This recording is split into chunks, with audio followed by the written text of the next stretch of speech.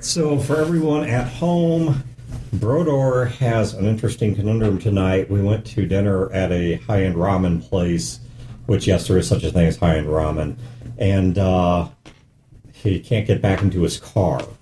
So, he's with AAA right now. So, Brodor might be joining us midway through the game, but until then, he's not here.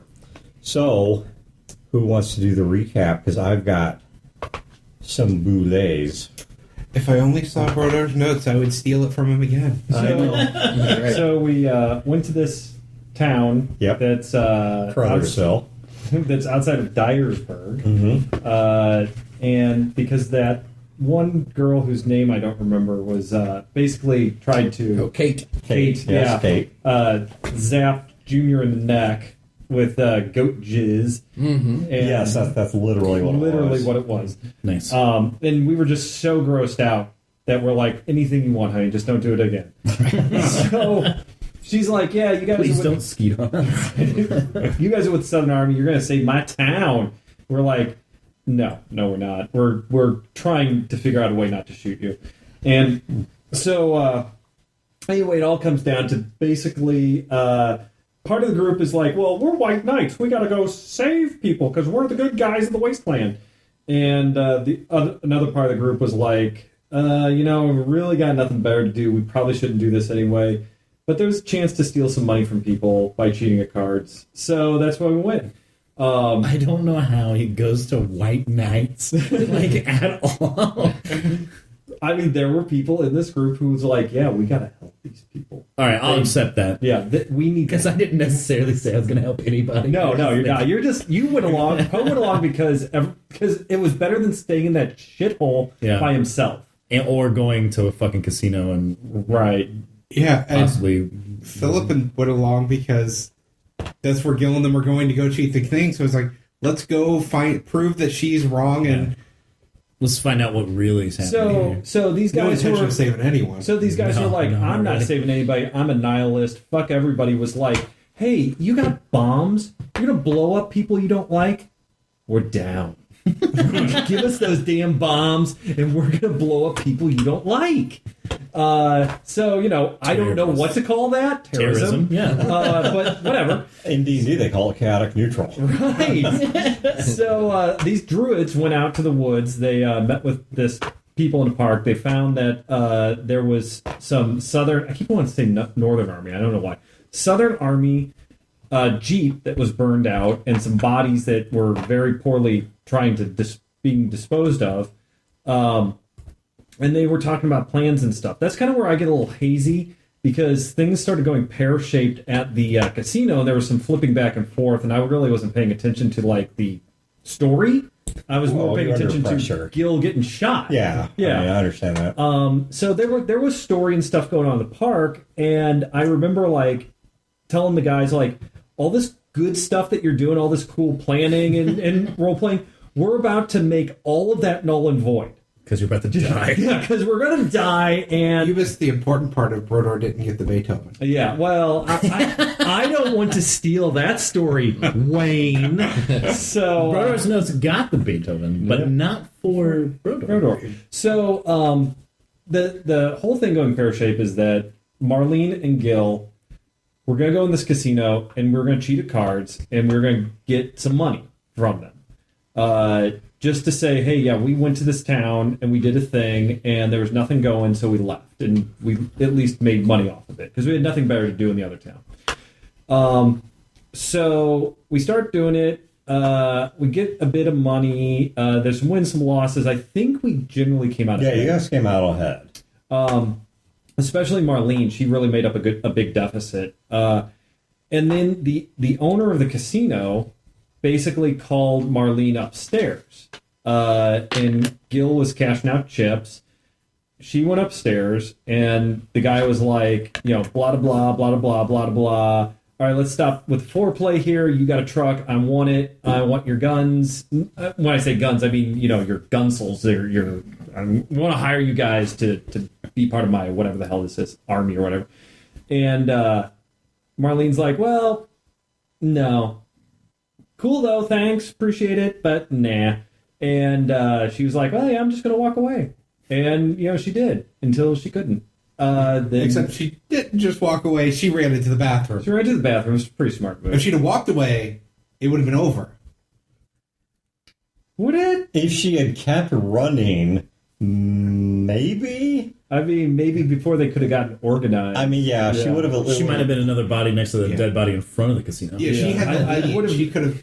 I would imagine that her and Gil, if we had just, like, punched the fuck out, probably would have heard shouts behind us when we got outside, like, hey, stop those guys, sort of thing. Oh, yeah. I'm not You saying know. they would have just, like, been like, wow, that's really a shame that didn't pan out. I mean, that's fair. It's, have a good story, guys. And, so, no, she goes into the bathroom. Then the guy goes in. Gil talks his way out. Basically, it's like, I don't know, or Marlene covers and gives him a slap and covers. Or you flat intimidated them. I mean... Well, no, but before that, though. Well, one of them was already stabbed out, because Marlene instantly... Not at that point, because Gil went into the bathroom Okay. with her, and then they were knocking on the door, and we tried to maintain the cover that we didn't know each other. And then so Gil left because she slapped him, and Gil was like, "Oh, I didn't know she was, lesbian or whatever," and blah blah blah. And the guy was like, "Okay, just leave." And then that's when Gil was making to leave, and then he closed the door. At that point, we were like, "Marlene is dead. Yeah. Marlene is going to die. This boat is filled with armed people. We have no backup and no play, no cards whatsoever." And by extension, that means Gil is going to die. As soon as he figures out she's dead, he's going to do something stupid to save her, and he's dead too. But like the closet, intimidated guy, Marlene made really good rolls on the stabby, killed the guy. There's intimidation, and then they all thought we were doing some John Wick shit. Like, people were going to this bathroom and not coming out, and then we, like, fucking vanished like ninjas. Whereas our entire plan is, holy shit, Marlene, let's escape this pooper. That's actually what happened. That is actually what happened. Got dunked in the Mississippi, almost died, pulled out of the Mississippi, and then the cavalry shows up. And it was like, yuck, yuck, yuck, look at those two, getting in trouble, yuck, yuck, yuck. And we're like, fucking shoot them! And then they're like, oh, yuck, yuck, yuck. And it's like, you sons of bitches. You left that in the part where we were going to, stall so that you... right, yeah. We're like, well, but, what if they cotton candy they haven't had enough time together. Maybe they're bonding. They like gambling. Nothing goes wrong when we split up the party and get cotton candy. So Eric, do you like how he just completely glosses over that I pull him out of the water and you're like super video game guy calling hell down on it and we got rescuing into them? that yet. Who was actually shooting the gun? Was it Emma.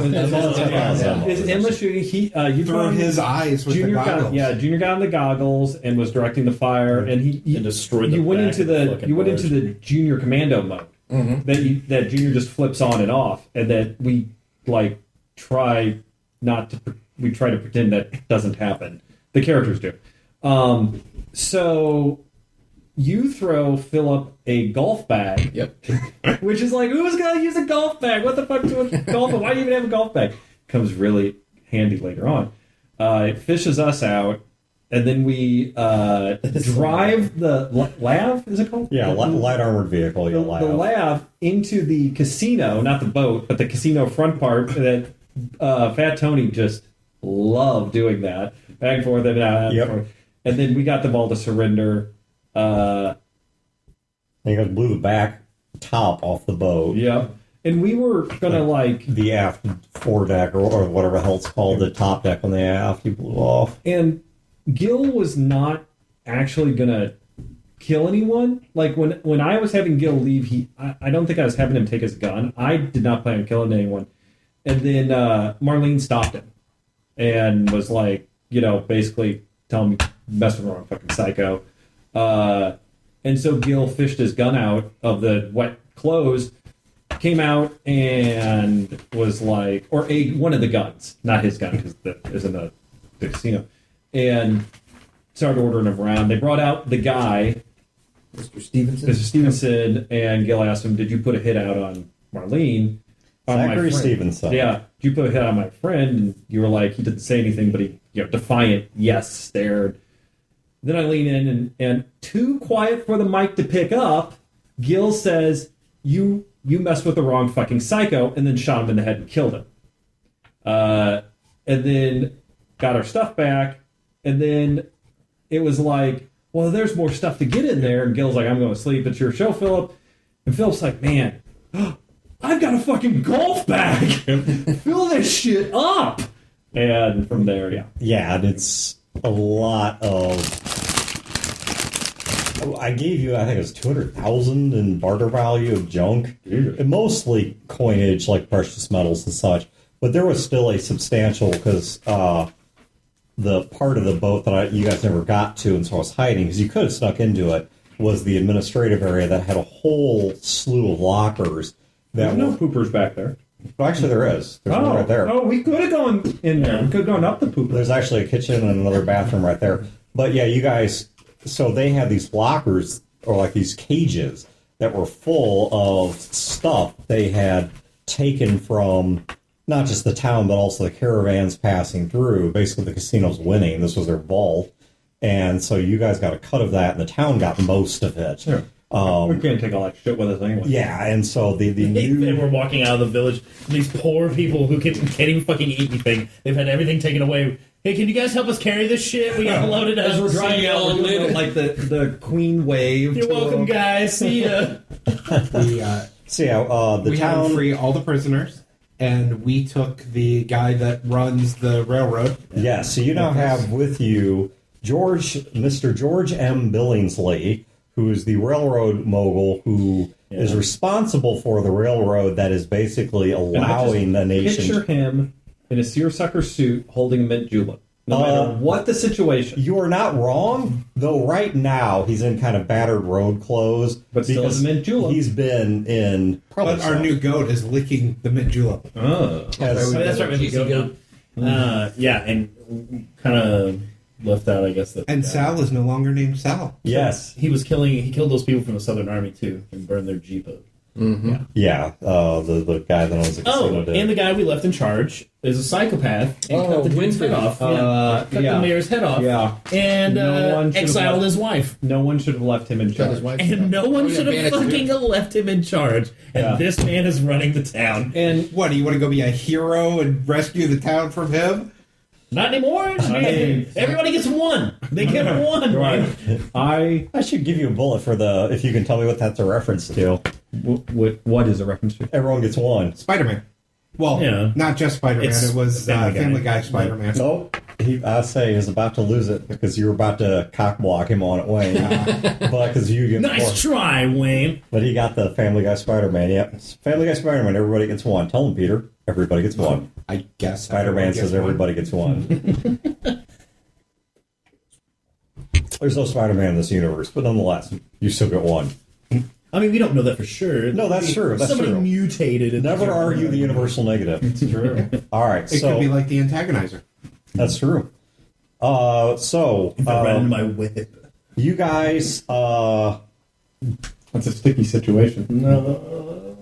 You guys, unless there's anything last second you want to deal with, you guys are able to go back to the bridge outside of Crothersville, which, by the way, Dyersburg is somewhat of a misname or misnomer, because Dyersburg is actually well to the east of here. They simply call themselves that because there is no town immediately right there.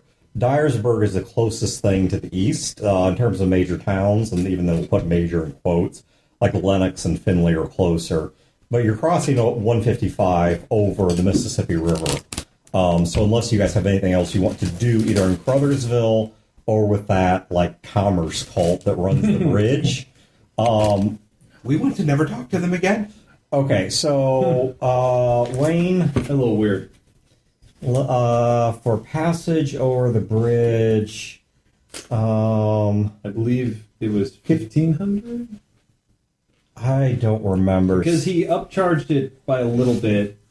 I remember so that. So he wouldn't tell anybody who we were. Yeah. So Wayne, go ahead. We'll keep it simple. Just go ahead and reduce yourself from 200 to 199 overall value. We'll just keep it a simple math there. So they charged you they took 1,000 worth of various coins and such. The other guy who was trying to screw us over, they put him in baggage from over the river. So The old man might have, Yeah. but right, except for the fact that he's right there. But that aside, so you guys, cross the bridge into He's not cutting heads. what used to be once upon a time Tennessee, which is now completely blind territory to you guys. So business as usual. Yeah, well, no, usually you guys have to know a little bit about something about where you're going.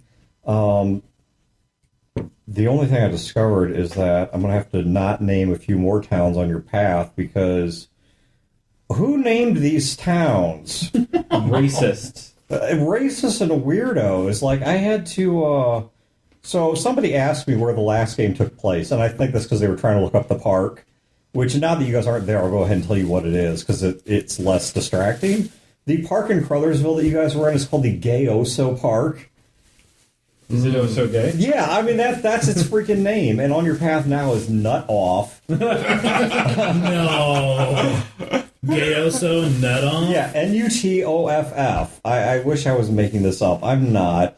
Now, this is a bit less than... I was so in Chatham along the Missouri-Arkansas border that we're incredibly racist. So this is just freaking weird, more so than bigoted. But the point being, though, whatever. So you guys are crossing over at Crothersville toward Dyersburg. No. Now, so as you guys are riding in the LAV,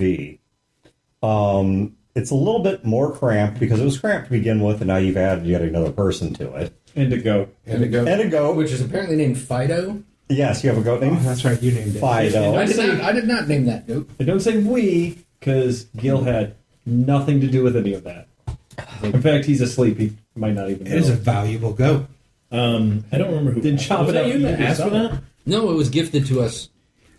Somebody did ask for it. Somebody asked for it. Maybe I Yeah, did somebody that. asked for it. You wanted it because it could make the Oh, it can knockout make juice. the drugs. Yeah. The goat jizz. Yeah. Goat jizz, right? It jizzes out of its neck. Yep. It's neck jizz. The best kind. It's pearl necklace. So I'm looking at Fido. I'm like, I really don't like your name, Fido. Meh. But I wish we could call you Esteban. Why can't you? He doesn't respond to it. He only responds to Fido. Which is Well, okay, you got to understand that goats historically have not been as bound to human companionship as, say, dogs or sheep or, of course, cats.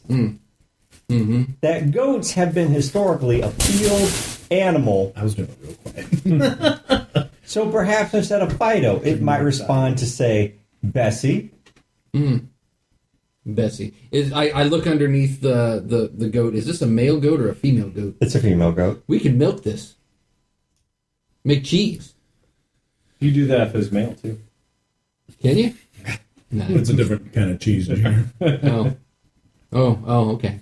What about Well, if you milk it, I'll be sure to send Cat Tony back, because I can only imagine that he would be happy to consume some of that fresh milk, okay? not some of the powdered milk that I have found inside these packets that also have chicken teriyaki. Powdered milk? You just add water. It's pretty good stuff. That sounds disgusting. No, and it goes great with coffee. Okay. You guys want powdered milking? No. We have cows. Yeah. It's just dehydrated milk. Yeah, that's the problem. It doesn't weigh. You know how much like. Have you ever weighs? cooked with beef bouillon? No. Well, that would be powdered cow. Now, if you could just imagine, instead of the whole cow, you just took a part of the cow and powdered it. I'd rather just have fresh cow. Well, not And fresh everyone milk. has the advantage of being able to just roll a cow over and munch off of its flank. Flaunting your earthbound privilege here, I see. Not only that, but aren't cows like full of disease and stuff? Yeah, it's really gross food. That's disgusting. They are. There was a disease called hoof disease. Now, Mad cow. Most of us here do not have hooves. You can tell if the cow's sick. I mean, I'm a doctor, but I don't know if I can tell the cows. No, but if you raise cows, you can tell that they're sick. What do they do if they're sick? They act differently. Then How does a cow normally act? Wanders around a field. And when eats it's sick, grass. it was what? It wanders around a field and eats grass in a slightly sick-like fashion? Doesn't eat as much. Moos in pain. What if it's a cow that's on a diet and mooing in discomfort at its diet? Cows don't go on diets. How do you know this? Are you a farmer? For fat cows? My family was farmers. For fat cows? Tony has a lot of personal Yeah. investment in this. The fatter, the more money you can get for them. Oh, so the fat cows trying to lose weight, then they're diseased. Because you can't make money on them. I see how it works. This is a marketing scam. Oh, you don't want the thin cow. It's worth less money. And oh, by the way, it also may have hoof disease and kill you. Yeah. So you want this fat cow who may in fact be 10 times as diseased. In fact, it might be old chlamydia the cow. Cowmidia. Jesus. Good God. This is why Cat Tony is here, to help me identify the things of nature that man is not meant to know. And how is Cat Tony going to know? Because if Cat Tony will not consume the milk, because to his nose and whiskers it seems funny, then I know this cow was in fact diseased. Honestly, that's a pretty good idea. He's not wrong. so you're saying Tony's right. Yeah. We just need to go and get the food out of the way here. Hey, shut up. What is this anyway? Little Yeah. Ooh, cherry sours. I like candy. About four. Piece of Anybody- candy. Ooh, piece of candy. Well, no.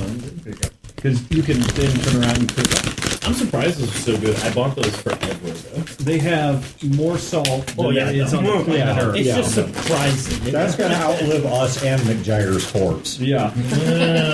Cockroaches won't touch this because it'll raise their blood pressure too much. Cat Tony wouldn't need it. No. Catany. Cleopatra. You're right. It absolutely should have been Cleopatra. From his mail. Name the goat then. That's just going to be the next cat. When we start mating cats and have kittens. Mating them with the goats. Ooh. All right. So Gil is asleep through all this, by the way. And naked. So, Mr. Billingsley, Yes, which of you gentlemen is in fact in charge here? well, he's a doctor. I'm just staring this guy down. A medical doctor or a philosopher of the highest degree? Yes. Well, Doctor, it is a pleasure to meet you. I have not frequently met a Dr. PhD. I don't think you're important enough to know at least a few doctors. Oh, I do. I do indeed, sir. Just none quite as esteemed as you. Well, thank you.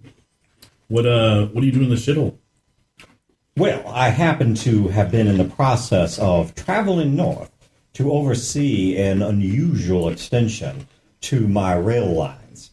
And while I was up there, I stopped for a brief while to do a bit of entertainment, to sample the local culture. And it appears that the local culture was strong in the local, but lacking in the culture. And I ended up their extended guest until you were kind enough to release me into this newfound freedom. So, we're, can we take you somewhere, or where would... Oh, yes, of course. I have to imagine this vehicle is capable of taking me quite anywhere. It's an Right. outstanding machine. Thank you.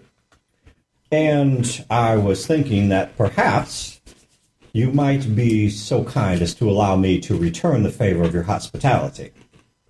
Oh, that would be nice. What do you have in mind? Well, if you continue south from here to the city of Memphis, from there I can get us onto a rail line, and I would be happy to accompany you to whatever destination you had in mind. What was so special about your the rail line you were working on? You said it was special. Well, of course it's special. Mm-hmm. How many other rail lines have you encountered? What was special specifically about this one? That is what's special about it. Is it non-specific? It just that it exists. Yes. Now, how much do you know about your American history? My extensively. Oh, extensively. Then you know precisely what settled the West, of course. The railroad. Precisely. Right. Because while people may attribute it to a variety of factors, economic factors, migratory factors, all of this was ultimately made possible by the fact that people could increasingly connect from the lawful East to a lawless and untamed West. And the mere accessibility and presence of such people caused it to, well, as they described it, it felt as if the nation was shrinking. An event that did not happen again until the advent of what they called the internet.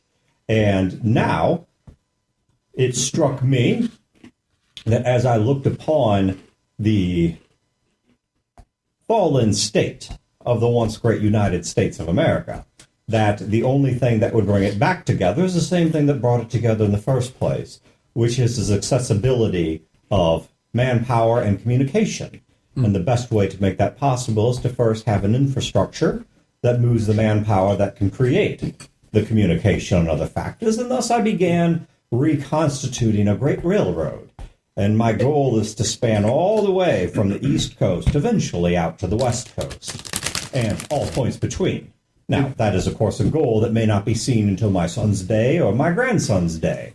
Did you start with what was left or start from scratch? Oh, a little of both. We started with what was left, using the standard rail line gauge and the existing lines where they could be salvaged, and where they could not be, we use that as the guide by which to forge our own.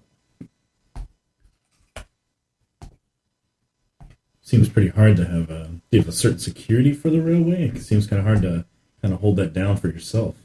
Oh, of course, I could not build this by myself. Look at these uncalloused hands. I have not driven the spikes, well, perhaps more than maybe a few, at ceremonies and such, but I'm a visionary, and as a visionary, I have made enough to live comfortably, and I invest what I do not need to live comfortably back into the rail line's security and its continued expansion, investing back into the investment, and thus the investment grows, and with it, I see the fruits of culture and society and the interexchange of human life occurring all across the vast expanse of what was once the American South and soon to be West.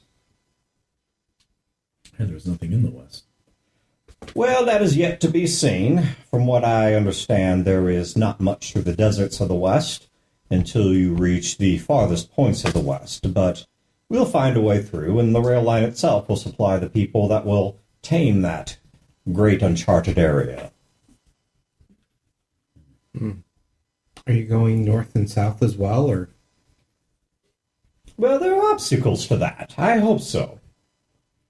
So far, we've only gone as far north as, well, a little bit outside of Cape Girardeau. I hope to amend that truth soon enough. And south? South as far as the ocean. And you're doing this all by yourself? Like, you started this all on your own? If you mean the initial investment and such, yes, of course. There's quite an enterprise that works within the Billingsley family. But yes, I suppose you could say that I was the man who had the idea. So what did your family do before this? Well, before this, we did a variety of things. We were agriculturalists and speculators and landowners, assortment of things, as you might expect. And once the unpleasantness of some decades back occurred, I looked out... The late unpleasantness, if you will. I looked out upon it and said, where some people see devastation, I see but a ruined canvas. Yet the beauty of paints is that they can cover over any canvas with a new painting. How did the Southern Army get involved in all of this? Well, the Southern Army, I don't think, is a cause so much as, you might say, a symptom, though I hate to use such an inconsiderate word to describe them. But as visionaries of their own right began to look at the vastness of what once used to be a great nation and say, perhaps this nation could be established again under its founding principles and less upon the cruft that grew up over the centuries that ensued, they saw an opportunity, but they needed a way to transport people and machinery, and my railroad offered them a way to do that. And thus our dreams overlapped. Our visions overlapped. They are not quite the same, but nonetheless, they are close enough. See, what I sought to do was simply to create the means of communication, not the content of communication. What they create is the content of that communication, as is their right to do. Who leads the Southern Army? Are you asking who leads specifically the military branch, or who leads them overall? President Jefferson Davis, sir. I actually did have to work this out because I figured this was going to I come thought it was up. John Henry Eden. What? I thought it was John Henry Eden. No. Both. Both. The acting president right now of the National Revival is President Lyndon. Like the town? Who's not? If you're referring to Lyndon, Tennessee, no, it is spelled differently. Has a fine name, President Eastworth Lyndon. Eastworth must be a family name. Is that a first name, or does he have two last names? It is. Eastworth is his first name. He has nicknames that the people most familiar with him call him, which I suppose is not my place to divulge. Oh, you're not really close to him? Oh, no, I'm quite close to him, but Oh. I do not know how he would consider you, and it is not my place to decide how he considers you any more than to decide how you consider him. I see. And what about the military? The military is devised in the old fashion, having derived its authority from a civilian hierarchy. So I suppose you could say President Lyndon is its acting commander-in-chief.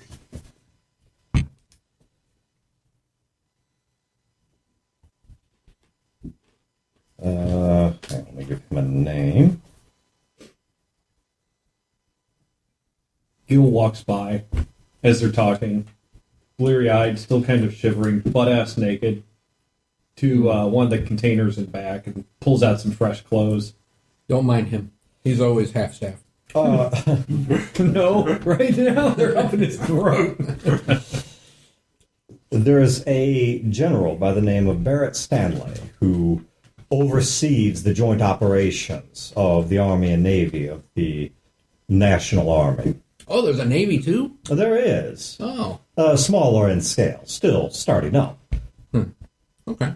Historically, fascinating fact. Did you know what particular kind of industry gave birth to the great navies that were present before the unspeakable and unpardonable times of our past? The railroad? No, it actually was not the railroad. No. Think about a ship. What is it but a great building laid upon its side? It was the same people that developed skyscrapers, as they called them. Vast buildings. Not my area of expertise, but nonetheless, I am happy to assist them through the transport of goods and material to the points that they are using. It's lucky you got out when you did. Yeah. We're lucky. Where are they using ports? I mean, I figured, Why are we lucky?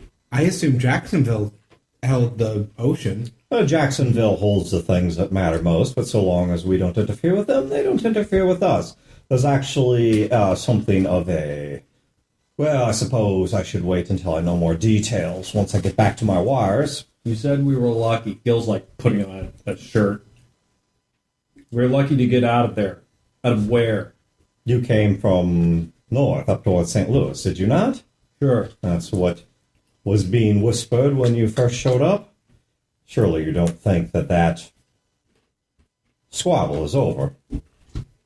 We got nothing to do with that. Your current living quarters say otherwise. We're fortunate. Yes, as I said, most fortunate. Mm. I look at Gil. Does He stands there. yeah, all full Winnie the Pooh. Crap, never been in China. Does the restriction on the things I talk about is that Yes. apply? Okay. All right, I can look back at Mr. Lindsay. Please go on. Poe, where's my underwear? I reached into a coat pocket. Oh, thanks. I was using for hand warmers.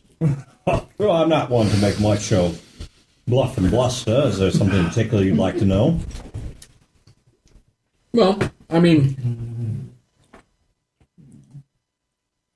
do you know what was your name? McNamara? Colonel McNamara? Does he know McNamara? I do, actually. Colonel McNamara. Yeah, we're old friends. Are you now? Well, then this trip...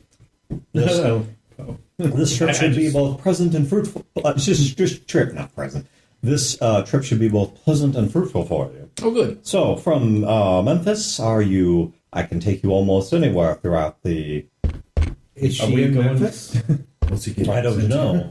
I will have some trouble finding her until I am reconnected with my wires, and then I It was should said. be quite capable of locating I her. don't think we're actually. Oh, good. I Well, thought then- we weren't going to Memphis. I don't know where we're going. Well, we're going to, the one place. Yeah, I know, which ain't Memphis. Well, that was before we got this guy, right? He can get us on a train in Memphis. You did If we say go to something Memphis. about taking us. Yeah, we're Yeah, going but where we're Bankhead, going- we're going to Bankhead National Forest. Yeah, I doubt there's a rail line to that park. Is there a bank? Is there does the railroad go near Oh, there is. Bankhead? Are you sure you want to go to Bankhead? Perhaps you're not up on current events. Oh, maybe not. Bankhead's a dangerous place. There's a group of unpleasant folk that have made their home there, raid occasionally into the surrounding area, migratory, but they seem to prefer to keep returning to Bankhead. I assure you, give it within perhaps a year or two, and they will be dealt with. But as of right now... You could have explained that as any place, anywhere here. Oh, no, sir. I think you misunderstand what things are like on this side of St. Louis. No, most of the countryside is, I will not be so bold as to say, completely lawful, but it is decreasingly lawless all the time. So, like the Ists. Perhaps an overly generalized term, but yes, not inaccurate in this case. Okay. I've heard a few stories out of what the southern lands are like. Is it really that tamed at this point? As tamed as anything can be in the current conditions is not to say that you shouldn't be careful or keep your steel close, but it is to say that you are a mite bit safer because a town such as Memphis would not tolerate an ISP population as close to St. Louis does. Yeah, and also, we're not going to Memphis. That sounds like to be honest, that sounds like a bad idea. Yeah, especially rolling up in this thing. Oh, no, it's quite all right. Oh, well, see, it's fine that we're not going to Memphis. We can get on the train and go much quicker to get there. And we know they watch the trains. Questions. They're going to ask uncomfortable questions. We're not if we're with him. Your friend is correct. It is impolite to ask a man of excuse the... Yeah, you're standing. You got a big dick. High We got esteem, it. But man. are you willing to bet your life on that? Are you willing to bet his or mine or hers? We're betting our life on everything we do. I don't see the risk in Memphis at this point with I him. see a phenomenally large risk at Memphis. I think this why is we a safer way to get there than just driving across land. I think that this will get this vehicle taken away from us. I think going to Memphis will line us up against a wall and get a bullet in all of our heads. Spider, your thoughts? Or Junior, sorry. Well, no offense, Mr. Billingsley, but he's a pretty big bargaining chip. I mean, if they're gonna... We rescued him. You owe us. Oh, goodness. Let us not speak of debts. Let us simply repay them. Right. Exactly. You see, if we go to Bankhead directly, and God forbid, Mr. Billingsley takes one in the head, then we've got nothing. Well, that's why we don't take Mr. Billingsley to Bankhead. Okay. We drop him off in a nice little town somewhere. Like the one with the guy with the bag. Someone will be by. They can send a message. It's a popular town. Perhaps I could talk you into a midpoint. Halfway between where we are and Memphis is the town of Ripley. I could at least pick up a wire there and pick up a rail station, and if you wish to continue with me, then so be it. If not, then you are certainly not my prisoners. There's a rail station there? There is indeed. Is it guarded? Well, all of them are guarded. I mean, if you're asking if it is a military outpost, no, not particularly. I think his question is it guarded by your men or by the Southern Army? A smattering of both, but I can give you a gentleman's word that you will be safe. It's going to be like St. Louis all over again. Yeah, I'm not feeling really great They about perhaps might evict you back to the north at worst, but given my At word, worst. given my word, they will not attack you, if that's what your concern is.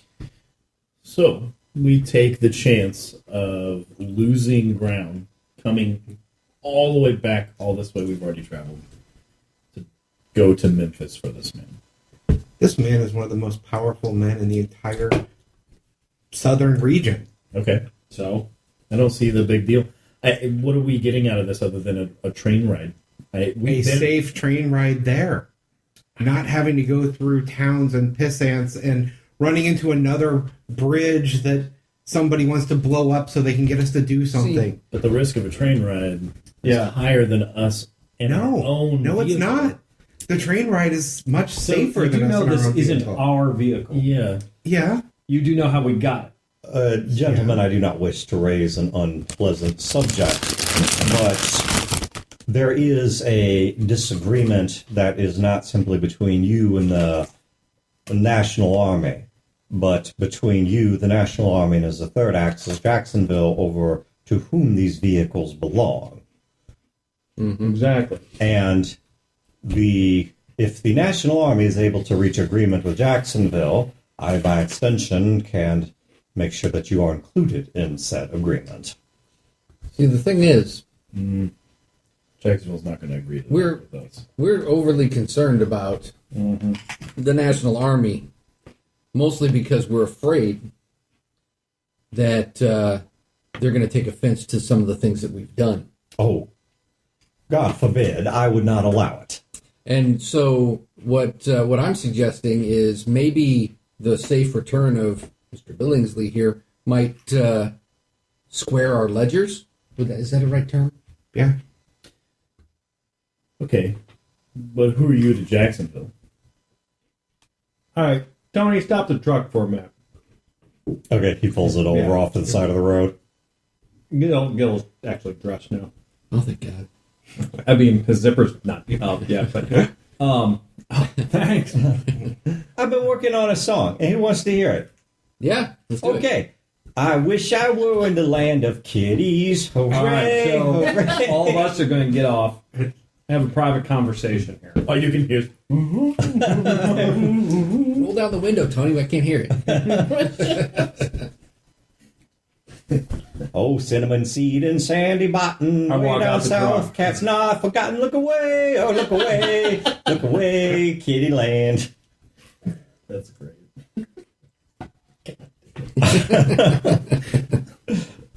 Don't judge me for knowing the verses of that song. All right. So, Will you guys follow? Yeah. Mhm. All right. So this Southern Army works with Jacksonville. Jacksonville, what do they want? They want your fucking girlfriend Okay. Oh, also our heads. and our heads. Well, see, and the thing is, the whole point of us coming down here was to talk to Blackbird yeah. and also to get in touch with Colonel McNamara because she has the satellite uplink. Yeah. We need to that. We don't need to keep it. We just need to You use just need to it. use it. I was thinking more steal it Yeah. because we have a Have you ever tried just talking to someone instead of going in and stealing or going Yes, in we're with a big, trying it right we now. did. going in with a big gun? We did. And it works out great. And we almost died in St. Louis when we did that. What happened? But we didn't. I don't know. What happened, Junior?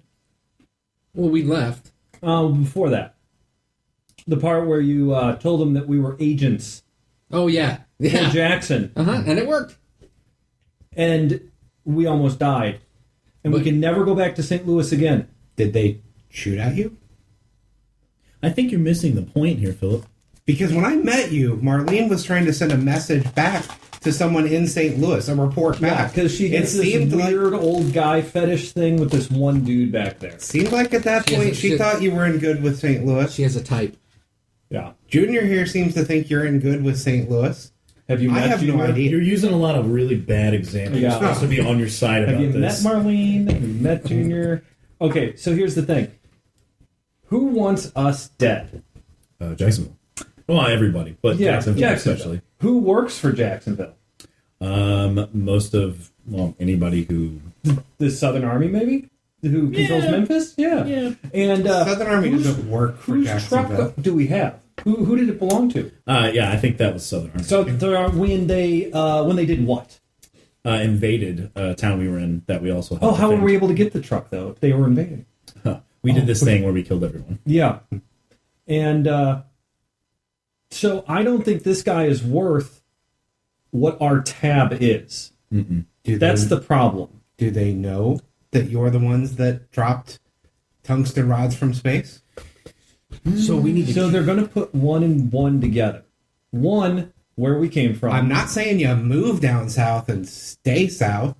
It only takes 5 minutes to rip a man's fingernails out. It takes a reason to do it. Where Does did it? you? I don't think it. Where did you get the truck from? That looks like one of ours. What's your lie? What do you tell him, Philip? This is a Southern Army officer who just asked you this. What do you tell him? First of all, they don't ask until after we've dealt with Blackbird. I think you may have, this is Emma speaking, I think you may have misunderstood the relationship. The Southern Army fired upon and shot down a Jacksonville plane as the Jacksonville planes were attempting to destroy their armor on the ground. Then how did they get these trucks from Jacksonville? I mean, the guy in the These truck, trucks are from the bunker that that I was a prisoner in. Which Jacksonville also vacuum bombed. Okay, so let's back up here on Jacksonville. They're not on the same page. The Southern Army is bargaining now with Jacksonville, so Jacksonville doesn't come bomb the hell out of them because Jacksonville doesn't want them to have these trucks. Phenomenal. What Or was the weapons. army size outside of Cape that I killed? Huge. Roughly 1,500 individuals. Good job. Appreciate the exact number I just thrown out there. We go to one of these towns that has a garrison from Memphis. Officer comes up to you, Philip, and asks where you got the truck. What do you tell him? Meet my friend George. He says, don't ask me questions. He says, we just lost 1,500 men and you came in from the north. Where'd you get the fucking truck?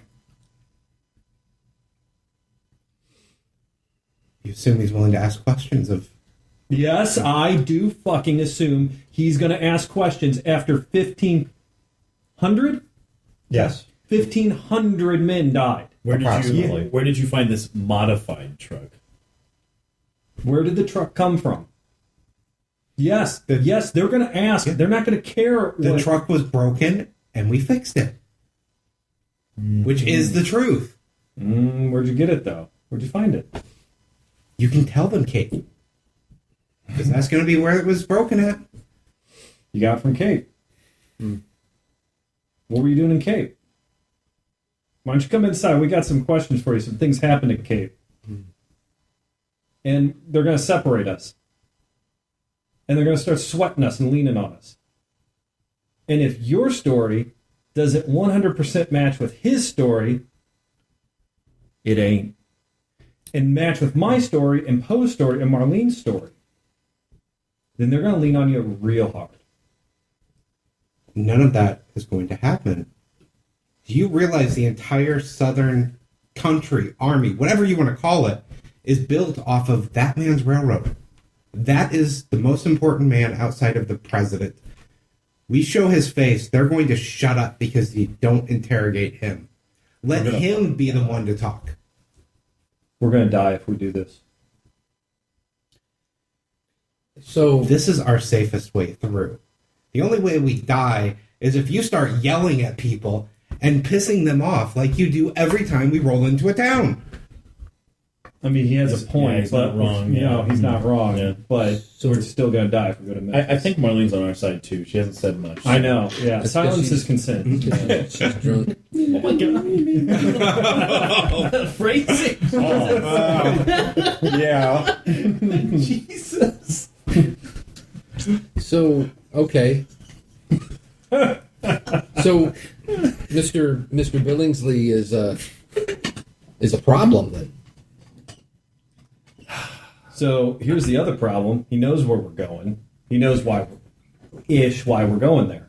So Hell, we even drive back to the bridge town, where the Shitbergs or whatever it was, drop him off there, and then drive away. The Southern Army's going to come for us.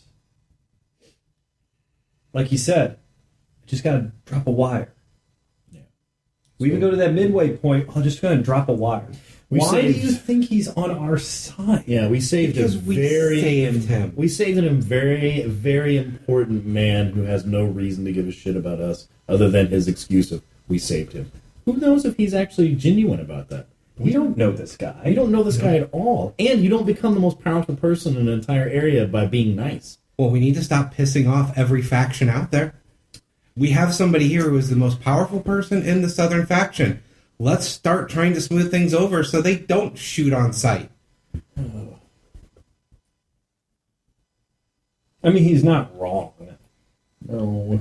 Creating enemies Just naive. everywhere is Yeah. gonna get us dead. How old is Phil? 19? 23. Yeah, so- Jesus. We're like almost Too old and We're like, what? This fucking kid. Why are we even arguing with this child? Isn't Junior also like 25 or something? Did I have it written on here? I guess I No. did. Yeah, I'm. I'm like Even 20. you. I'm like 22. God damn it. God, Gil's 48. I'm 49. Oh, Jesus. And Emma has no idea how old she is. All right. You never hundreds. ask a lady. Come on. So Soldiers around here don't act on their own. They listen to people that have more power. That man has How do you know power. that? How do you know that? How do you know they Because don't I've have... lived down here on Earth. So this is how all Earth soldiers act? All of them I've run into. They follow commands. They follow the chain of command, the structure, the people that are in power. I think the world doesn't operate quite as simply as you think it does, Philip. I think that... I think you underestimate the power of the man with the money. I think you trust people way too much. Whichever approach you choose, you are taking a life and death gamble. You are either hoping for your anonymity or you're hoping for the sway of one person to save your life. Which do you feel more comfortable doing? Anonymity is more or less worked for us so far. In No, it hasn't. We're here, aren't we? I mean, He got raised from the dead It worked because out. you were trying to be anonymous. Worked out. He's still alive. So we have to kill Mr. Billingsley? No. I mean, I know where you're going. Yeah. I know where you're going with this, Junior, and I could kill you all if it would erase your fear of death. you're not terribly wrong. He's right. But No, I know we're not shooting Mr. Billings. Well, I mean, but what you're saying is he obviously knows where we're going. We can't let him go. He could pose a threat, yes, but I think There's alternatives. because There's we need a alternatives. head start more What than you anything. said Yeah. was, you know, We you, could you don't drop- get to a position that he's in by being a nice person and by keeping your word and things like that. He's a So, businessman. so if we let him go, he's going to tell the Southern Army where we're going. Yes. Yeah, 100%. So, but they're all. I don't disagree, but we're not shooting him. There's alternatives. yeah. We take him with us further south. Maybe drop him in a town that isn't going to eat him, that doesn't have a telegraph wire, or whatever the fuck. He'll be fine. He'll get back home. It'll slow him down. Give us time to do what we need to do. And maybe we can get to know him a little better.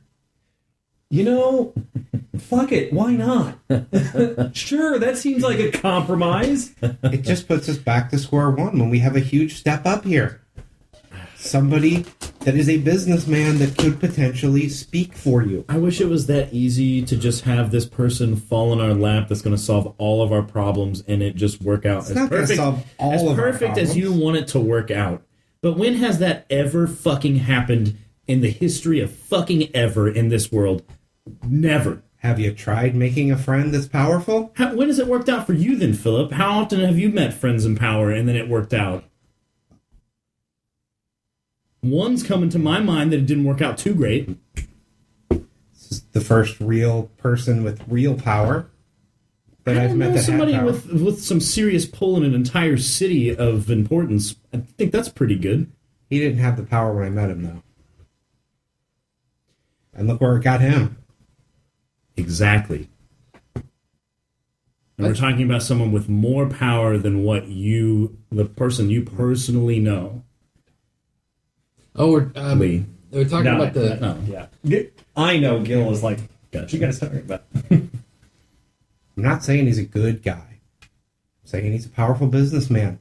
He could potentially be a powerful ally, and just And dumping him we're- somewhere instead of trying to cultivate a relationship And we're just is a saying, waste of a huge resource. But what we're saying is, Have you seen let's my be life? What you're saying is you're afraid of dealing with anything. No. You're Well, afraid everybody we're is trying to afraid of kill you everything? because everyone is trying to what kill you. I'm saying because is, you're let's pissing be them all off. cautious instead of ignorant. Hey, Philip, how many girlfriends you had? But How'd those work out for you? Afraid of commitment? Yeah. Afraid of dealing with stuff? Where's your daughter right now? that's low. Yeah. It is. Listen, If we push him on his way and we don't take advantage of this opportunity for a safe trip and possibly starting to mend some fences, we have just wasted the biggest resource that's ever fallen in our lap. That's all I'm saying. and we roll into town, and the soldiers walk up to us. They salute him. He steps 2 feet forward, and he says, "Arrest him." Then what? What does he get out of doing that? What does he get? We're criminals. What does he get out of helping us? We're criminals. We are the untamed wastes that he was talking about. We are the uncultured swine. We are somebody he feels that he owes. He doesn't like having debt. Or is he being clever and savvy and getting a free ride into safety? The other part of it is he could also recognize opportunity. And then he wants something. Well, we want something too. Yeah. What I'm saying is maybe we could be friends. Let him ride with us. We win him over. He loves us. And then Yeah, I'm not saying trust him right now. Okay. Cultivate the relationship with him Okay, Philip. and let him do the talking. Okay, Philip. Here. I say Let we me- be honest with him. Let me throw this out at you. Jesus. Let's say you're right. Let's say all the stuff you're saying is true. And he obviously, and you are right, he is a powerful person. Or not. Charlie doesn't like any of these plans. Let's say he is a powerful person. No one's disputing that. Yep. The zoo is manipulating everyone. True. So they're manipulating him. I don't doubt that. I mean, we don't know, but you and I can agree. Yeah. Probably, maybe. It's a safe bet. They've got their hands in absolutely everything. Exactly. And we're going down, and we're talking to this person with a crazy bird name so that we can find out more of the truth. Which I'm still not sure why she's just not going to kill us when we show up, but hey, you're all four. Let's march up to her. Who has less reason to trust us? Last time I checked, I didn't like that idea either. Why don't we take him with us, find this songbird, and let him know about the zoo? It's Blackbird. I don't know who Songbird is. Oh. Bird. Bird lady. Big bird. Big Bird lady. Maybe we could trade him for Big Bird lady. Maybe it's Lady Blackbird. Who knows? Yeah. So, we take him with us. We tell him about the zoo, but not that we're from space. You sure? Yes. Very. We agree on this. He does not learn you're from space. Okay. Darn it. I just think honesty's the best policy. No. What do you think of that? If he's Well, so where great, are we if from? you like him so much, if he's doing some of this great good, then he needs to know about maybe somebody's pulling his strings. And maybe he isn't going to like that. Or maybe he is. But maybe he needs to know. Maybe we should ask him about the zoo. Yeah, on the way down. You know that man knows way more about the zoo than you can know. He might even be working for him, like Junior. Continue driving overland, though, and Yes. Avoiding major towns. it's better than just dropping him off somewhere and losing the resource. And what's going to happen? A couple of guys on horseback with homemade shotguns are going to rob us, and that? I would love to see that, actually. Didn't you take a Hippocratic oath? Yeah. In space. No. No, Doesn't apply now. no jurisdiction. Yeah. Huh? Gil's like, makes sense. There's your great guild compromise where nobody's happy. Yeah, I'm not happy. But it's a compromise. It is. We could have made this compromise on the road. I think we just wasted 30 minutes. We didn't want to have this conversation in front of him. Oh. Okay. And I'm really fucking cold. But what's weird is that it's really cold in the lab, and I'm equally cold out here. That's because you don't have your fly zipped. No, he zipped it. That's okay. I was walking by. He's broke. It must be slipping because it's down again. Eh.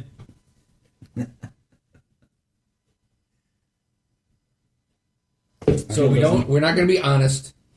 We're going to hold on to this guy. We're not going to give him to his people. The guild compromise is we don't do anything. The guild compromise that we kidnapped this man. I put my index finger on the tip of my nose. I don't know. When he added the word kidnap to it, it sounds like a bad idea. Well, he just went from one prison to another. To be fair, he essentially asked for a ride. We don't necessarily have to take him where he wants to go. We can kick his ass out right here if we want. He's with us until he gets somewhere he wants to be.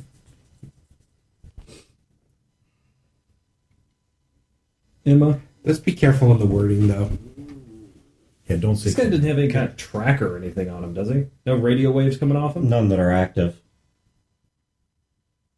I'm not aware of any. Ah, thank you. There might be one that is well concealed and non-transmitting. But he probably would have activated that on the boat. On the boat. I would assume so, yes. And when they come looking for him, nobody knows where we're going, right? Nobody talked about where we're going. Well, but we already talked. To him. Yeah. But No nobody one else else. knows. No one else. So when they go looking for him, nobody in Schittsburg or the fucking boat Or Armpitville? No. Armpitville is going to know. No. Yeah. No, I don't think we ever talked about that. No, we didn't. Okay. Nobody gave him a gun, did they? Unless he took one. No. There were And a couple just lying on the ground. I mean, he's in there by himself. Well, not by himself. Well, but- we have got Marlene watching him. And Tony. Oh no. So he shot himself with a gun. Are we on board with this? There's no... Philip, you're not wrong. There's no good answer, though. No, there's not. Let's get back on the road. Let's have conversations with him while we go. Let's start talking zoo. And let's see what he's aware of. Okay. And, Philip, I appreciate it. I will make every effort within my limited capacity not to start screaming at people in these shithole towns. And if you fix the speaker, I won't break it again. Agreed. Oh, I can fix that speaker.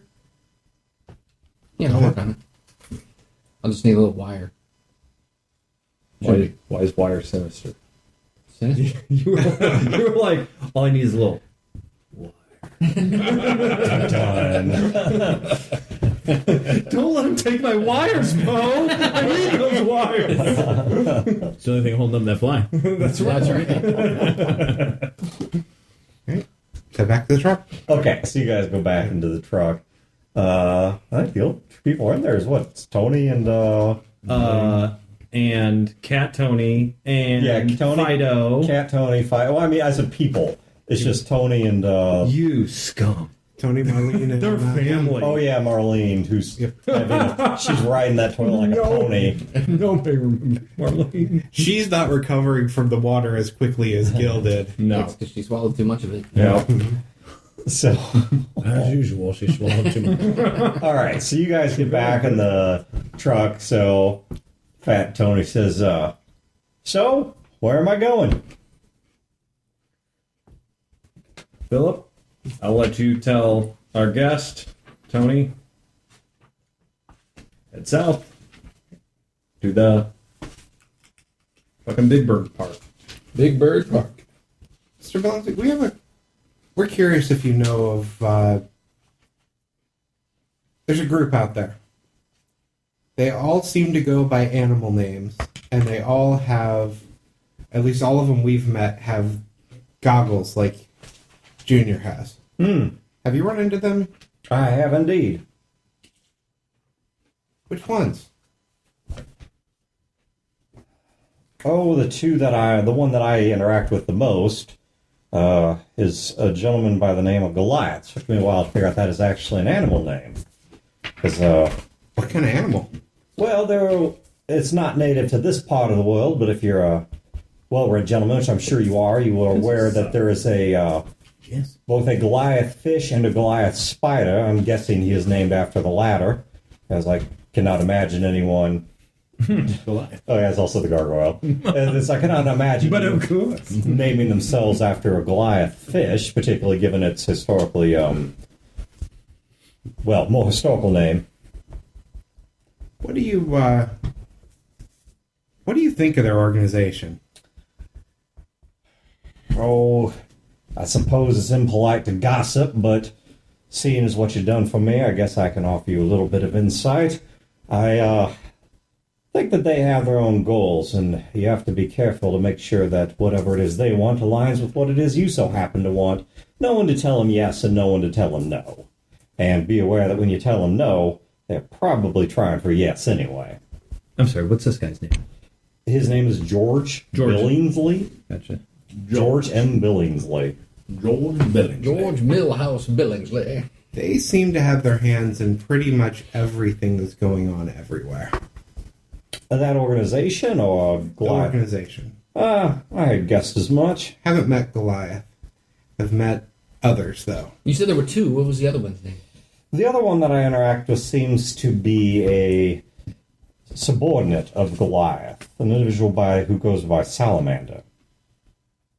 Though I gather he is not Goliath's only operative, but he's the only one that I have heard described by name.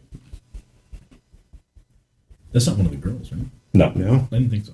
What was the name? Salamander? Salamander. They seem to always work in groups of 3. Where's your 2? A slight amendment to that, Wayne. From what you've seen, it's always 3 reporting to 1. Size groups of 4. Yeah. So it's always 3 reporting to 1. Because I never saw a report above Leopard, so as far as Philip knows, there were only 3. No, Leopard was the report. Right. He's the supervisor. Below them was Songbird, Rat, and I forget who the third one was now. But there was never saw a third. Okay, there was because like with the triplets, they all reported to one person without digging through my notes. I don't remember what his name was or her name was, but they all reported to somebody. You don't know how far up the chain you have to go to reach Dragon.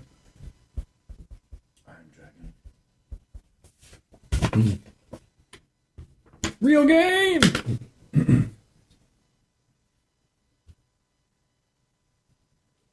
Like some pins or something. Yeah.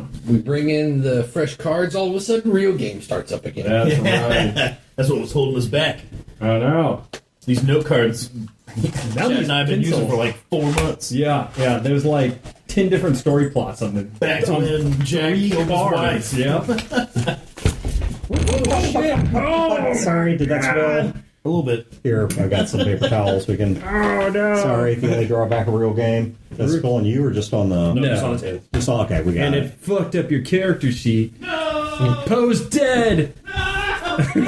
Yep, that's how it works. You spill anything but cherry slurping. I don't know what this blue 2000 flushes bullshit is. So, well, What's this, Dan? Poe has on his character sheet a deck of cards for Texas Hold'em. well, fuck him. Give me my skull stamp. So, yeah, is anyone? Well, he's away from the microphone. AFM. Has anyone noticed that you can't I'm speaking to people at home right now. Has anyone noticed you can't find like cherry Slurpee anymore? It's always like white cherry at most. You can't find like red Slurpee anymore, like red cherry Slurpee. It's always some other BS. It's nonsense. I hate this world. This is why I had to imagine a nuclear war. There's one Slurpee machine in all of America, and all it pumps out is pure, unfiltered, cherry red Slurpee. Because everything else they figured it's part of what led to the madness that led to the nuclear war. And we'll never see it because it's in Jacksonville. I can't remember the last time I had a Slurpee. I had one it was a couple years back with my nephews. I wasn't diabetic So yet. I want to point out that Brandon got a toilet blue Slurpee thing from a gas station we have around here called Quick Trip. Yeah. Dan accidentally spilled a little bit of it on this table, which has a finish over it. Yeah. And he's eating through the finish. I think this was already here, Yeah, it's like, Yeah, you I don't tell know what yourself that is, that 'cause it's scraping you just off. drank Yeah, half it's coming that on. shit. Eating Yeah, whatever it is, it's stomach coming lining. off. It's like a sticky mess, though. He's just going to peptic have ulcer disease, he's right? just- I was going to say, actually, Straight through. you're worried about the peptic ulcer stuff, and you're the one eating the chilies.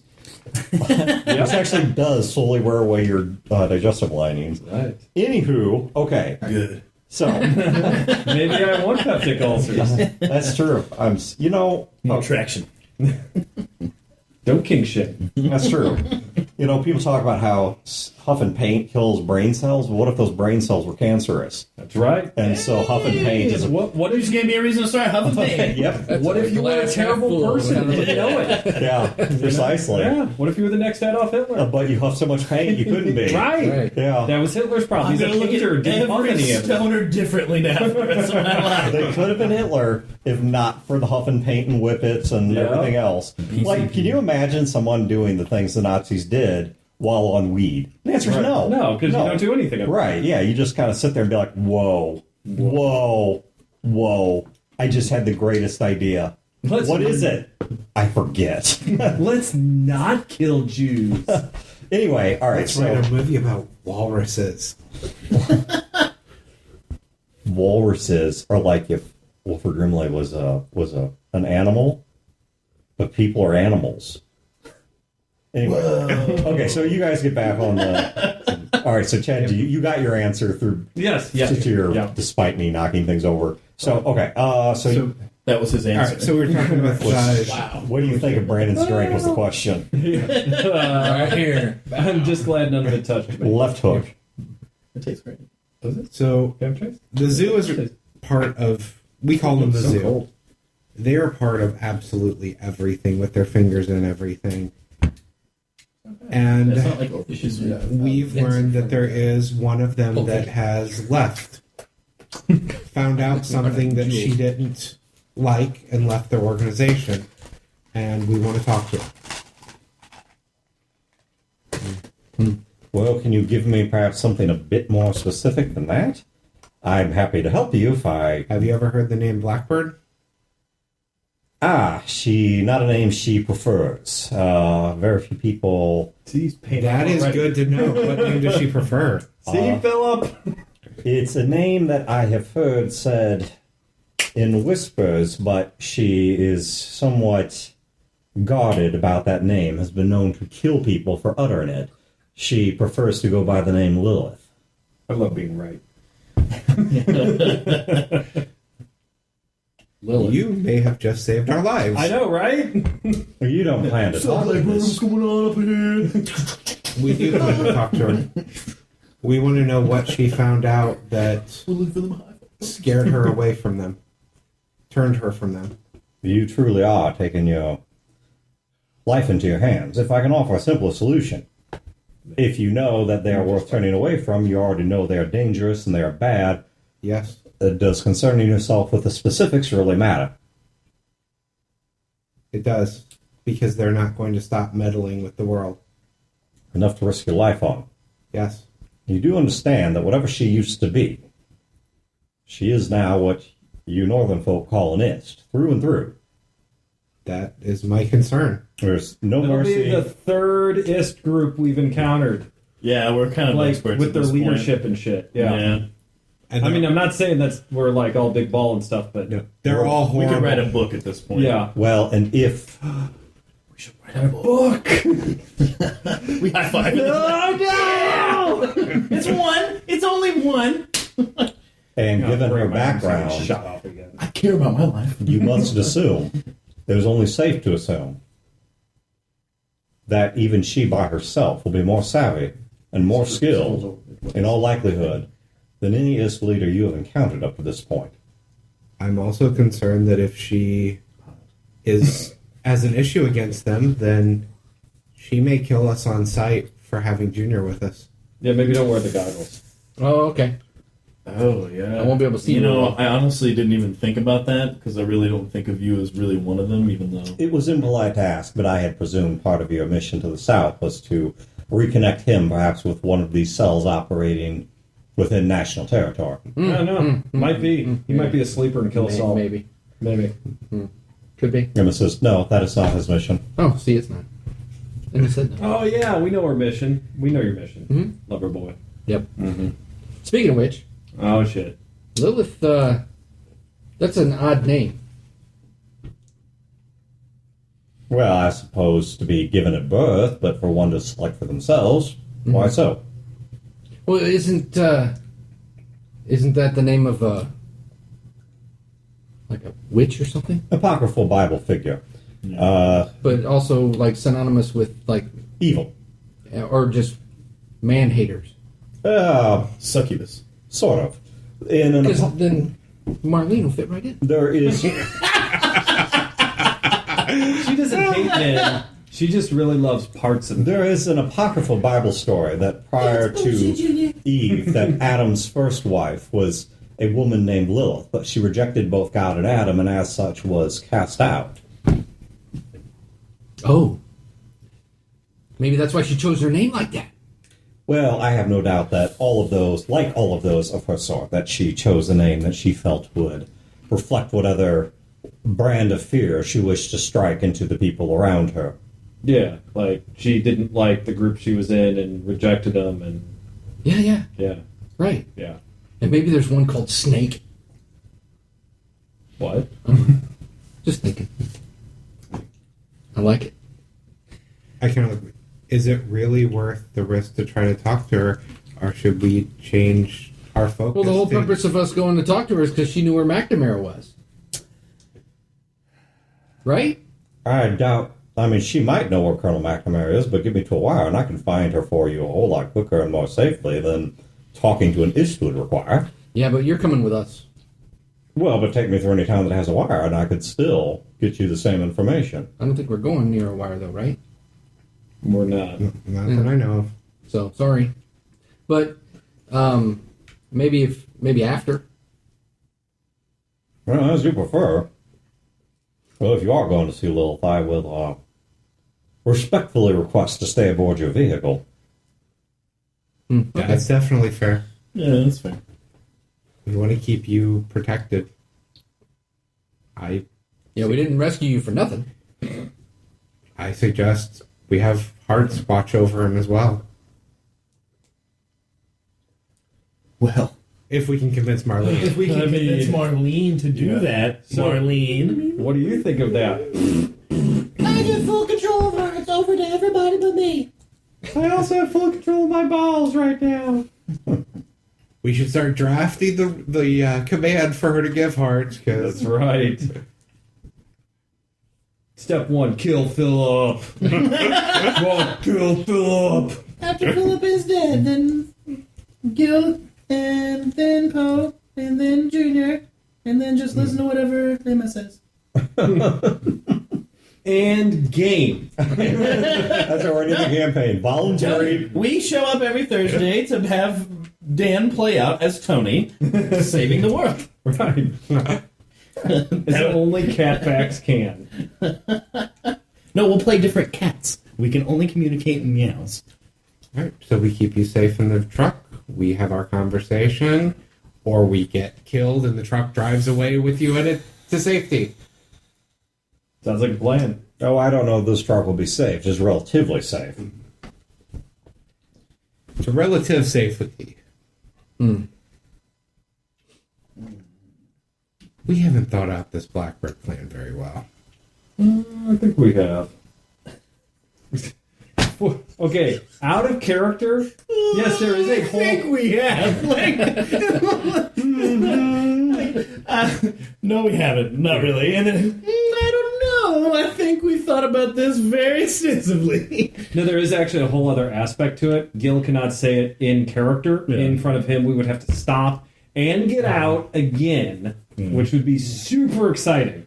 Out of character, Gil is not saying this. Out of character, the plan was that we can't go to McNamara with him or not because of some things that we did. Yeah, she's gonna She's fucking kill us. She's going to kill us.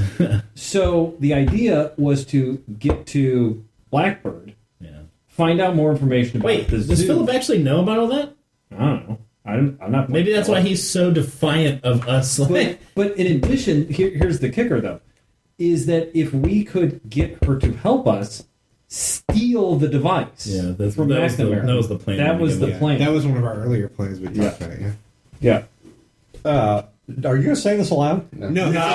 He said I wasn't. No, I'm sorry. I was Multiple times. I got a somewhat unusual text on my phone I actually needed to respond to. Yeah, no, he said all of that was So I heard what you guys were saying, but I missed the intro. That's Okay. exactly No, what that's fine. That's fine. If you guys, I just didn't hear the first part because I said I was. And so you understand why Gil can't say this out loud. Yeah, no, right. Yeah, no, Philip has no idea who McNamara actually is, other than that's a name you guys keep I mentioning. couldn't remember if we actually Do we mentioned need to pull the truck over and have a potty break? No, I like I That's because said, Marlene keeps hogging the potty. I know, right? No, I mean, I say at this point, we're going. And that's the last thing he said was, Yeah. I don't know that we've really thought out our plan of how we're going to approach her. Let's say that Gil fills Philip in at some point in private. Yeah. None of that answers the how are we going to approach her and not get killed when we approach. Right. Well, we know now not to call her by Okay, name. so we haven't had that plan for the past two IST groups, past 3 to 4 times we've gone into IST camps. That's true. Why start now? I think planning with ISTs will get us killed. So I agree with that. I will say let's Hey guys, what's up? yes, put a hat on him. yeah, and no goggles. Yeah, let's not let her react on sight Right. Okay. because we don't know. I can wear a helmet. Yeah, we've got these helmets. Doesn't I can wear those. Do we have an extra helmet? I can Yeah. actually wear them now. yeah. Though I think the more interesting thing is going to be what is it you're trying to pass that as? Nobody. Ourselves. That's the whole plan. No, but I mean having this vehicle. I mean, it certainly beggars the question: you're somebody. Well, I think we it's have to walk randomly. the same excuse we used when we went into Chicago. The same exact excuse we used when we went into the Carvers, which is hi.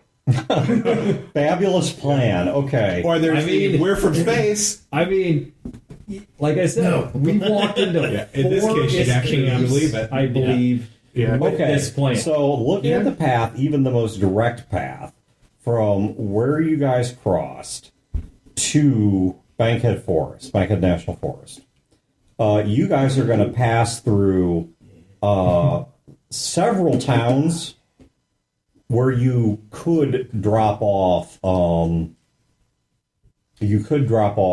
Tony has the GPS on the truck, right? Yes. But He can see. Well, it's not GPS because there's no satellites left. But yes, he knows. He has a mapping device. He has a map that tells him where there would potentially be towns, right? Yes. Well, I'd say we tell him to intentionally loop around towns. well, that's going to work. It's going to take longer, but then we have our excuse of we didn't go through any towns. Yeah, there's a pseudo river called Wilson Lake. It's technically a lake, which is In right Indiana. by the rather famous place of And we really don't want to go through Muscle another town Shoals anyway. if you're into your Leonard Skinner. If we're trying to be silent and not be seen, we don't want to go through towns.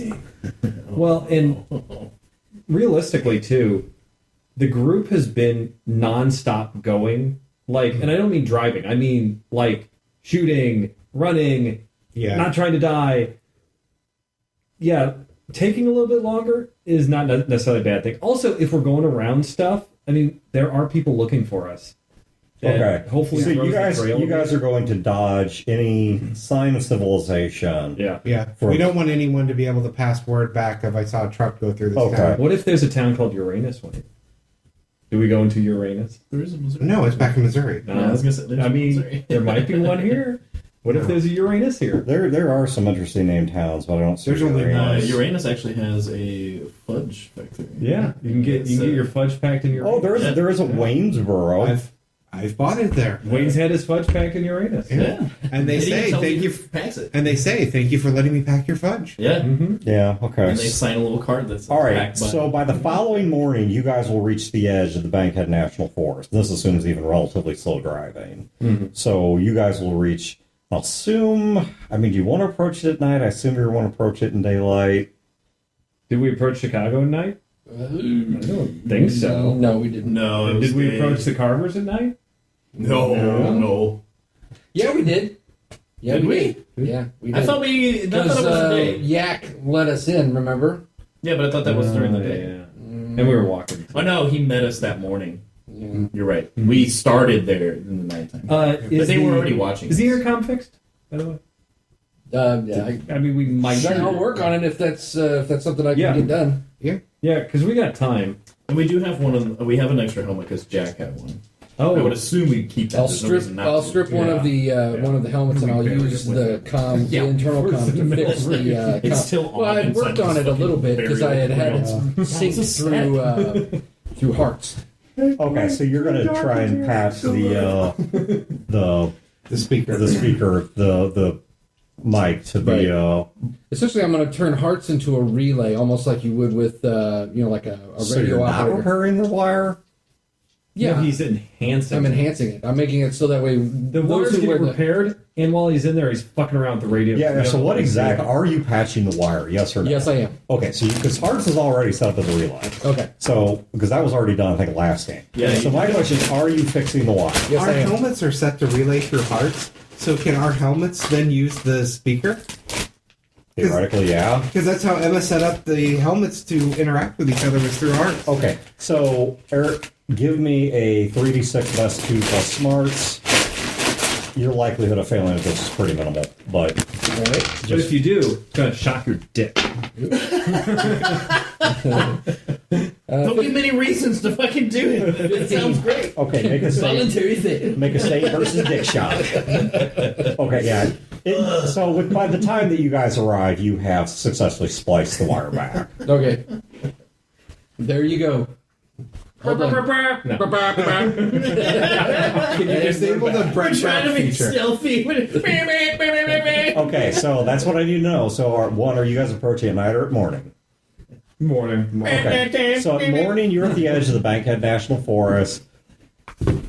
I mean, I realize this is kind of a weird question, but how are you guys I mean, are you like driving balls out, honking the horn? Are you taking? Is there an out bridge we can go? Well, I mean, honestly, if we go in there making a bunch of noise, making ourselves known, it's like they can't say, "Why are you sneaking up? What are you guys up to?" That's what I was going to say. We're not rolling in hard, guns blazing.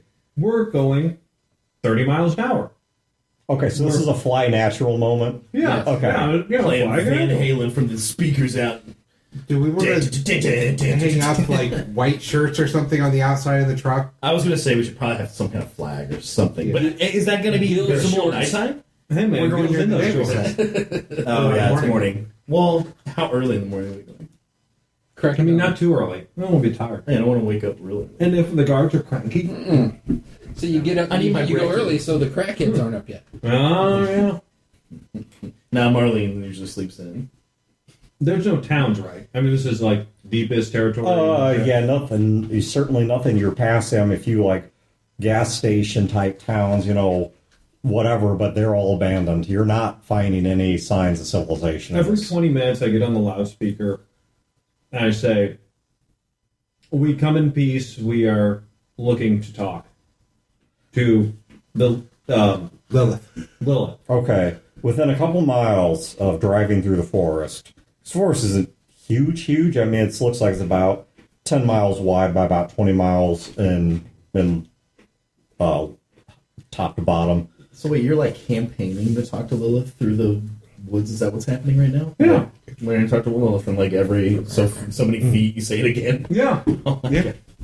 Okay, We come in peace. Vote so Democrat. as you guys are driving along, then Tony tells you, "Hey, we got someone in the way." Hey, you in the way. Okay, so using the front view, you see a guy who's let's kind of set the scene here a little bit. And he has a rocket launcher. So you guys right now are in what used to be the state of Alabama in December. So it's not as cold as it was farther north, but it's still cold down here. Right. And there is a guy standing in your way, blocking the particular route you're taking, which is almost indistinguishable because there are the remnants of a couple state highways that go through this area. Most notably is 275, or no, it's 278. I'm sorry, sitting at an angle. So most notably is 278. 278, that changes everything. Huge difference. Wow. But it's so 278. There are a couple others that go through there, but that's the one you guys are on. Citizen National Park, right? Yes. So blocking your path, as much as such a thing could block your path, is a lone individual that is dressed.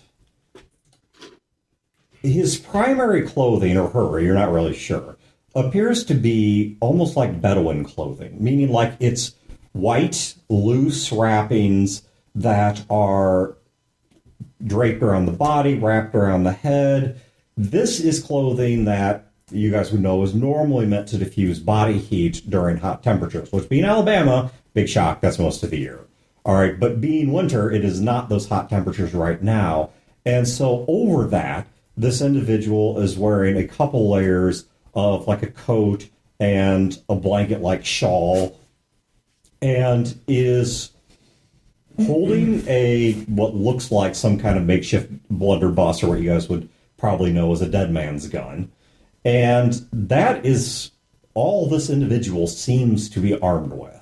Now, Is it aimed or is it? no, it's kind of held up at. I mean, if they did shoot us with it. It bounced off the armor. No, I'm looking for It's- attention, not whether. No, it's held up across the person's chest, like sort of an at arms sort of thing. But they're not aiming it at the lab. Even if they did, it would obviously. You, with the gun. Hello. So the individual, I look back at Philip. See? You are capable. the Now, individual. you make yourself capable. look at the right, left, and back and see if we're being distracted and snuck up on. All of them. At the same time. Okay, Philip, do you have anything that would help you with spotting individuals And actually have everybody. or anything that would hurt you? No. So it's just 2d6 plus perception. Yeah, we probably all. Yeah, why don't you all 13. do this? Okay. Philip, you see nothing. Is Marlene capable? I 100% don't see shit. You don't even get out of the chair. While I'm in the Actually, I just do one of those. while I'm in the lab, I keep don't my see goggles shit. on. Now, to do that, you'll have to either open a port on the lab or stick your head out. Because you can't do that through the views. Because obviously the monitors, they don't show heat. So, Okay. Through the rear, I'll open a portal and just kind of look. okay, so you're going to look out the back. So, all right. Stabbed in the eye. Got my goggles on. Hearts, can you see heat through these walls? No. Didn't think so. I got a 10. Yeah, you guys see jack shit. There's nobody out I there. closed the portal. Okay. Nothing. We're clear. This guy is not by himself. Maybe it is. Yeah, He's a when, lone wolf. when quick questions like that, I have to make you roll whatever the truth is. Because if I say, oh, you don't need to roll, that either means it's obviously yes or obviously no. So even if the answer is no, I have to make you roll. But, okay, so... Oh no, that was like in character. Okay, so this individual walks up to the front of the truck and is walking around the truck, like just in a circle, inspecting it, just like looking it over.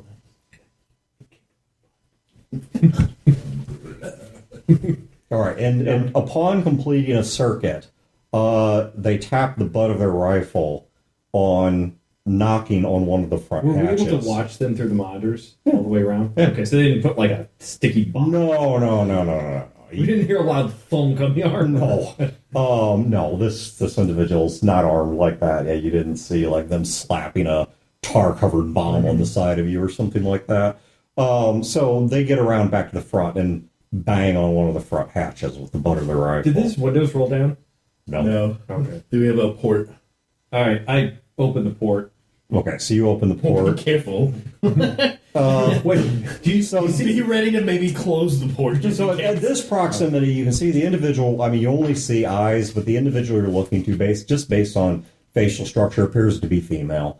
And this would be confirmed when you hear her voice, and It's just sultry. she says, "So what's this about?" It is. So first things first. I'm Gil. Hi.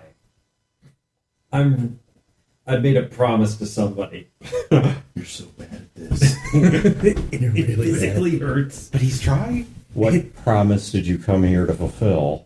No, the promise I made is to this asshole back here that I would be nice. You hear me? You can hear me giggle. Like So, hi. Then I want to talk to him. He's apparently the most reasonable individual in there. That's Come up. highly doubtful. did we roll up on a convent? What the hell's happening? Do you work for Lilith? Yes? Are you Lilith? No. We have come seeking audience with Lilith. I think we're like crammed next to this hole this big. Oh no, I'm We in each the take back now. turns putting our lips up to it. Sell me on that. We stole a Southern Army truck to get here. And that is Lilith's problem because... Oh, it's not a problem. Wait, you want us to provide a solution to one of Lilith's problems? No, I want you to convince me that you are worth her time. Because if I go back and you are not worth her time, it will be upon my head for wasting her time. Do you like the Southern Army? Not particularly. I killed 1,500 of them. Odd and unlikely truth. It is true. Even if it's true, still not Lilith's concern. I looked through the bag for something that looks like it would be like a ist would find it really valuable, versus something that we would find really to sell really valuable. Damn. Yeah, I'm looking for something to offer Universal. as payment. Can you give me a description of what such a thing might be? Well, Oh, but it is plain valuable. Weapons. Perfume. Weapons definitely would be valuable, but we don't want to give him a weapon. Aloe wipes. Gil's Aloe sitting wipes, shotgun. Yes. Gil's sitting shotgun. Rolls Looking at all this, they're going through bags, looking at her, she's giving him the stink eye, looking at these guys, he's like, fuck it.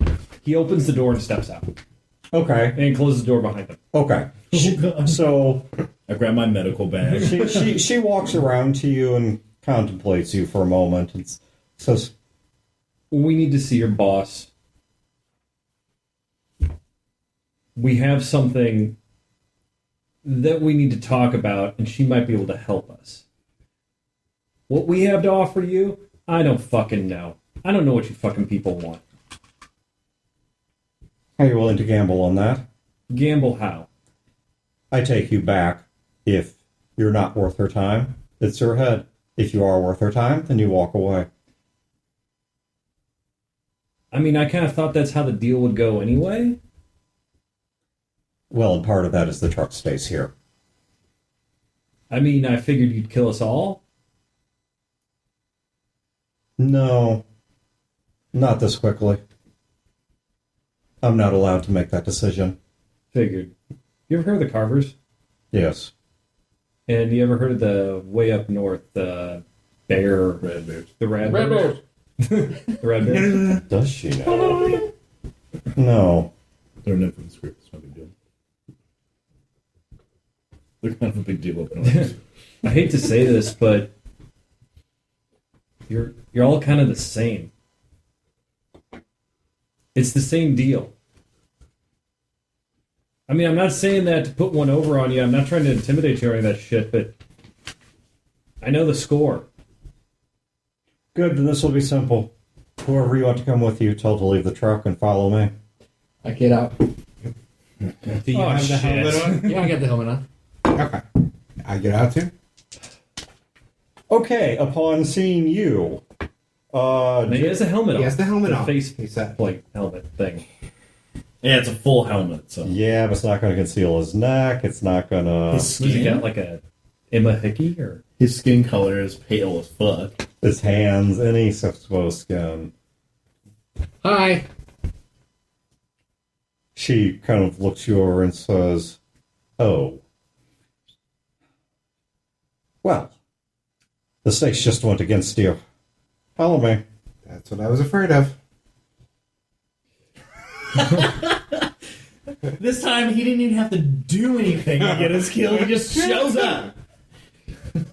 Does this mean like we're just gonna get shot walking in, or slowly killed? She's already kind of walking back up the road. She glances at her shoulder and says, "Not my call." She won't recognize him, so she'll want to know who he is probably first. So I would bet on slow. It's probably better off we just... It's like a Band-Aid. You take it off real fast. Because if she found out that you were holding out, they probably would have been a lot worse. Might as well take the helmet off. Phil, why don't you stay here? Sure. You could drive away when we don't come back, And you can take him to Memphis. and then you can do the Memphis play. You're going to need a doctor. You're going to need a robot. You're going to need a cat encyclopedia. You're going to need someone Cat Encyclopedia. to stab people for you. I don't want to abandon you guys, though. You won't abandon us. We'll probably be dead. Wait, hold on. Who's going on this mission now? He and I. I'm not gonna let you go on there by yourself. Well, you're too important to come with us. Well, if you're dead, who the hell am I gonna patch up? Him when he goes to Memphis and gets everyone shot.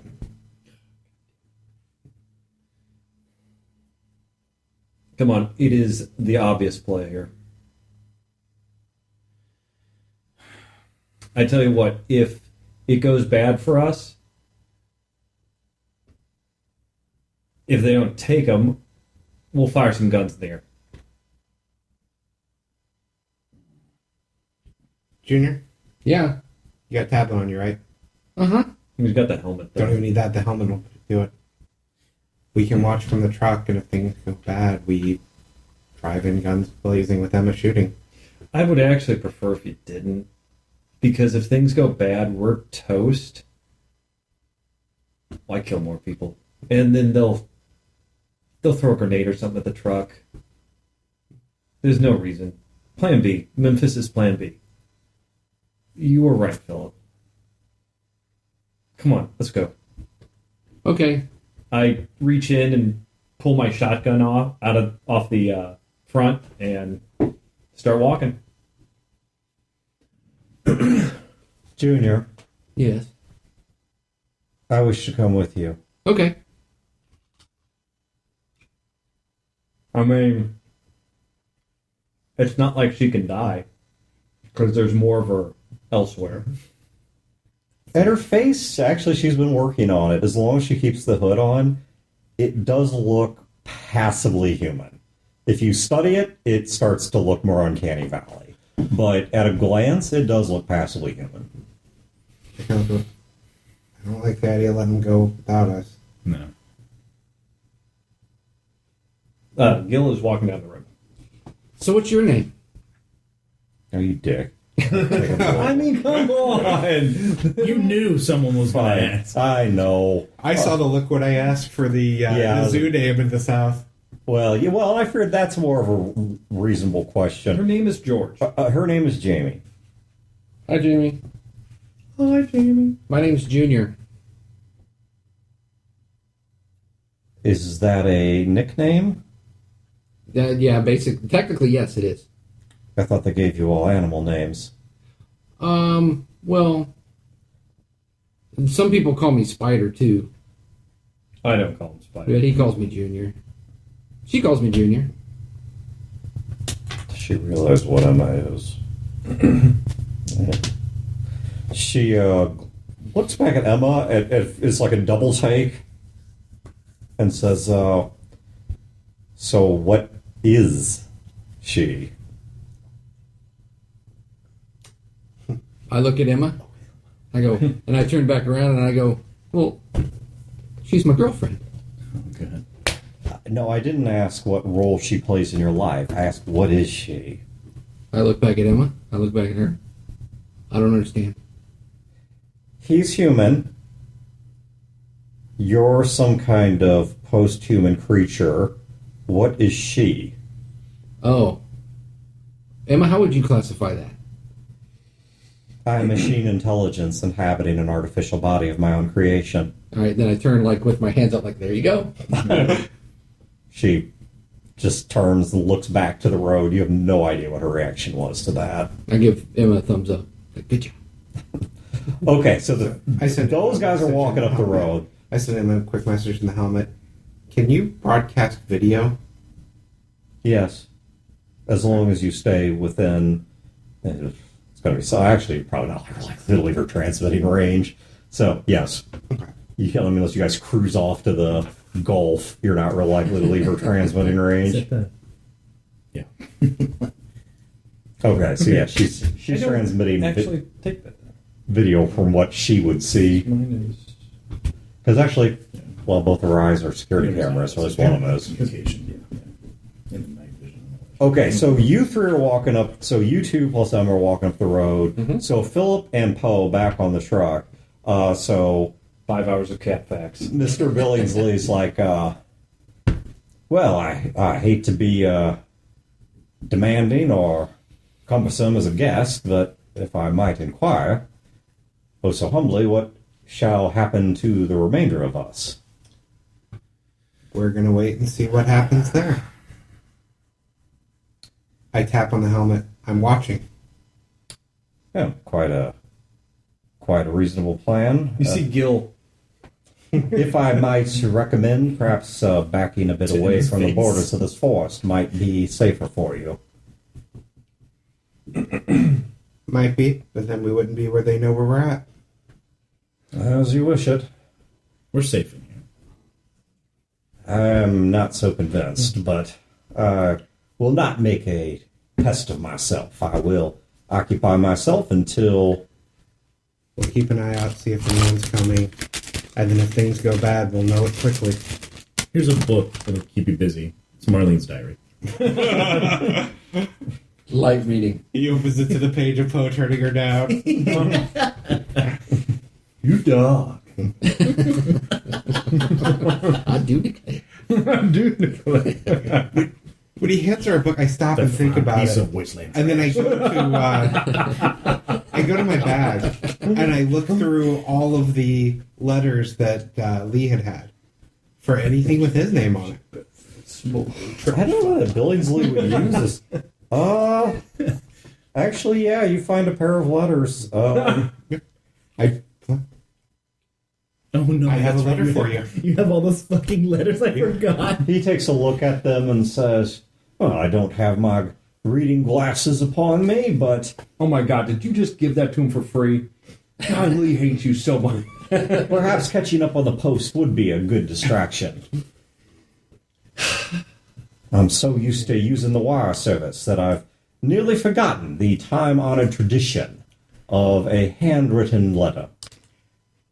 If the letters were going as far south as to you, I have a feeling it's going to take me many, many years to finish delivering these. Well, if only Mr. Robertson was here to dictate this and my response, but I shall have to make do. Are you a postman up north? If I was to write a response to these letters, would you be able to return it? No. Oh. This is the postman that was delivering these was a friend of mine that is no longer with us. So Oh, most unfortunate. I'm I sorry am to hear trying you to lost. finish his work, but not take on new work. Ah, an honorable pursuit. To never leave undone the feats of the dead. I also know that it would drive him absolutely crazy for me to give these out without getting money. So that's my own Oh, I do personal- not wish to offend a man who has passed the great river, the divide into glory. Oh, no, I do. So, well, then I will place these 2 coins here, and you can choose to take 1 for each eye, or you can choose to leave them as be, depending on your proclivity for annoying the deceased. All But right. that his damnation may not be upon my head at the crossing. I leave him be, and I assume Poe's going to grab him at some point. No, I'm gonna leave them. I'm gonna let them like rattle around in the pocket. Poe's rich. This pocket change. The next time we're driving somewhere, I can't wait to have coins just rattling around like somebody's fucking change in their cup holder. I hadn't thought about it until you said the comment, but at this point now, I like the idea that he's refusing to take payment as one last fuck you for getting killed. So as you guys, was there going to sorry, I was just checking Broder Simpson update. He's not going to make it. His car's screwed. Yeah, AA couldn't do it, so they were trying to get a... They brought a locksmith, and the locksmith said they're up to tow his car and basically resync the entire car's locking system. Wow. Fuck. Yeah, because it apparently has no physical locks. It's pure electronic locks. Yeah. But it's an older car from when that was still a relatively new technology. And so apparently it doesn't... When one stopped working, they apparently have to, like, re-key the entire car. And he physically cannot get into it. He can't open a door. Because there's no outside, like, latch mechanism That to seems it. insane. I completely agree, but... Is his battery dead? Or no, you said his alarm's going off. No, yeah, well, his battery may die, but that's... I don't understand how it even happened. Yeah, he doesn't have, like, a button to release anything. Yeah. This is a backup key, Yeah. and there's only one lock on the entire car. It's on the driver's side door. Yeah. One physical lock, Yeah. and that's not working. Whoa. Yeah, so he's in... Yeah, he's going to be okay, because they're taking care of it. Memory's coming to get him, and... Does he drive? Honda Civic. I was going to say, I knew it's an older Honda of some kind. But, yeah, I don't know. Anyway, Suck, nerd. Mike, does Mike have a key? I don't think it does. No, yours just is a fob and a button. Yeah, well, I thought something on you have there a might have a pop-out. release. Yeah, it might have a pop-out. That's how. key. I'm not sure how. Yeah, There you go. there's the emergency key. Yeah, You can they always remove it have from like the- a key inside. Yeah, so there's an emergency key. So I at least get into it. Yeah. There's still no ignition mechanism, so I couldn't start the car, but I could at least get into it. So anywho, all right, back to the game. So 2001 truck does not have that technology. You know what? The mixed thing about The locks aren't technology. working on my Honda Civic. It's right not always now, a good right? thing. So, Yeah, I'll say on the good side, it does cool stuff and has great features. On the bad side, If it to fucks quote up. Scotty from like one of the few worthwhile things said in Star Trek. No, this was Star Trek 3, 2005. The more newfangled they make the plumbing, the easier it is to kink up the works. Yep. It's. And my truck has a tape deck. I was gonna say, and you know what? I mean, yeah, there's a whole lot less to go wrong with I'm a gonna make tape you a deck. mixtape. You just wait. Dude, you make me a mixtape, I'll play it in my truck. I'm gonna I will have to fucking actually get the stuff to play- do it, but I really want to make you a I will mixtape. play the shit out of a mixtape. Dude, I have a reel-to-reel of the debate between the 1976 presidential debate between Nixon and who was Nixon running against? Jefferson Davis. Yes, Jefferson Davis. It was Nixon versus Lincoln, and my dad gave me a reel-to-reel he recorded off of like ABC or something like that. First time Nixon ran against Kennedy. Yeah, this was the second time. This is when he actually won. Won. But I can't remember who he was running. Anyways, point being. All right, so back to the game. We're playing a game. Yeah, what? No, this is real life. Okay. yeah, Gil's getting ready to get killed. Yeah, this So- game's about to get real fucking serious. Do you guys need Good or job. want to do anything back at the truck before they reach their destination? Refuse. Nothing here. I'm just watching through the helmet. Okay. So back at the so with you guys, you follow her up this road. You asked what we were doing, right? Yes. I'm preparing things because I'm assuming we're gonna have to like go in there. Is essentially what I'm doing. Did you hear Gil tell Philip? Because Philip was like, if shit happens, we're coming in. And Gil was like, do not come in and get us. Yeah, I'm not. Gonna Yeah, listen we're to that. ignoring you. Yeah, I'm not going to listen to that shit. Yeah, if things go bad, we're coming in like hell. That is Raining down. of all I only the, go with things that you say when I agree with it. of all the terrible ideas put on the table tonight, of which there were many. That's That's the worst. Yeah, absolutely. we're still not going to leave you. Okay. I made a promise to you, goddammit. So this is not. So only the people in the truck would hear this because she does not say this out loud. But Philip, on the since you have now multiple electronic devices around you, which include ones with speakers, Yep. Emma's voice transmits back to you. Philip, if I was to walk you through an alteration to the vehicle, would you be willing to complete it for me? I can try. I can walk you through it step by step. Okay. The first thing I need you to do is to look to the right side of where Tony is sitting. There's a panel underneath the front there that will open to a communications wiring system. I need you to remove that panel. And one of the tablets shows like an image of that part of the truck. I'm so glad she's having you do this because I'm actually super bad at stuff like this. Oh, my incompetence is mechanics. Mine too! Okay, it's going to help you. incompetent mechanics! It's going to help you a little bit because this is electronics, not mechanics. Woo! We did it! She's not having Did it you, right. so give me a 2d6 plus smarts, and she's walking you through this. So it's really her skill that matters. Just don't utterly tank this. 14. Okay, you're fine. I just don't utterly F this. I'm proud of you. Because she's walking you through it step by step. Like she's telling you what to move, what to touch.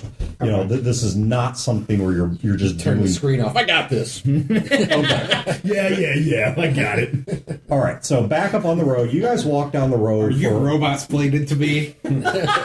Robo-splain. You guys walk down the road for about an hour and then turn off into the woods. Once again, cold out here. The trees are blocking a good deal of the breeze from you. At times it gets a little bit dim as well, no, it's winter, so it's actually fairly bright here because there's not the trees aren't well foliaged, or whatever the hell at this point. So you guys eventually, as you're going through this, come to a spot in the woods where, unlike the Carvers, they did not seem interested in finding a clearing. They are actually living in a sprawl throughout the woods, which, to their credit, is a little bit better concealed. And you are also guessing, like the Carvers, you're probably only seeing some fraction of their true force. So it's like sporadic here and there. Like Yes. You're seeing a tent here and then. And it's not like there's a big clump of them on this, great big clearing where there's several hundred people together. You just don't see smoke that. and fires. Yeah. I say, Jamie's got some pretty country out here. She looks back and says, Thank you. I bet it gets really warm in the summertime, though, huh? Very hot. Less mosquitoes. Oh, ooh. Probably kind of swampy around here, actually. Well, that means you probably have a lot of interesting smells. She looks back at you with a somewhat disdainful look. So, what's your guys' thing? Like up north with the Brad Bears, it was, well... Bears. But then there was the guys who peeled the skin off. Ooh, and like they hollowed out parts of themselves and put like explosives in themselves. Yeah, it was they were really fucking weird. Yeah. And the Carvers, it was sort of like a religious thing, but they people. Yeah. She stops walking, just like stops dead in her tracks, and turns to face you guys and says, I don't know what things were like up north, but if you want to survive this, or have any prayer of surviving this, I suggest you quickly adjust yourselves to asking fewer questions and answering more.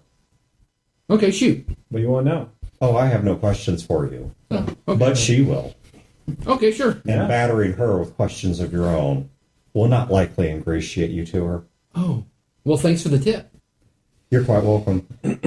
This is who you wanted to bring. Just keep that in mind. No. So you're putting on your knees and he wanted to go by himself. Yep. Okay. So you guys eventually, in the middle of this forest, walk into a what used to be a public information station.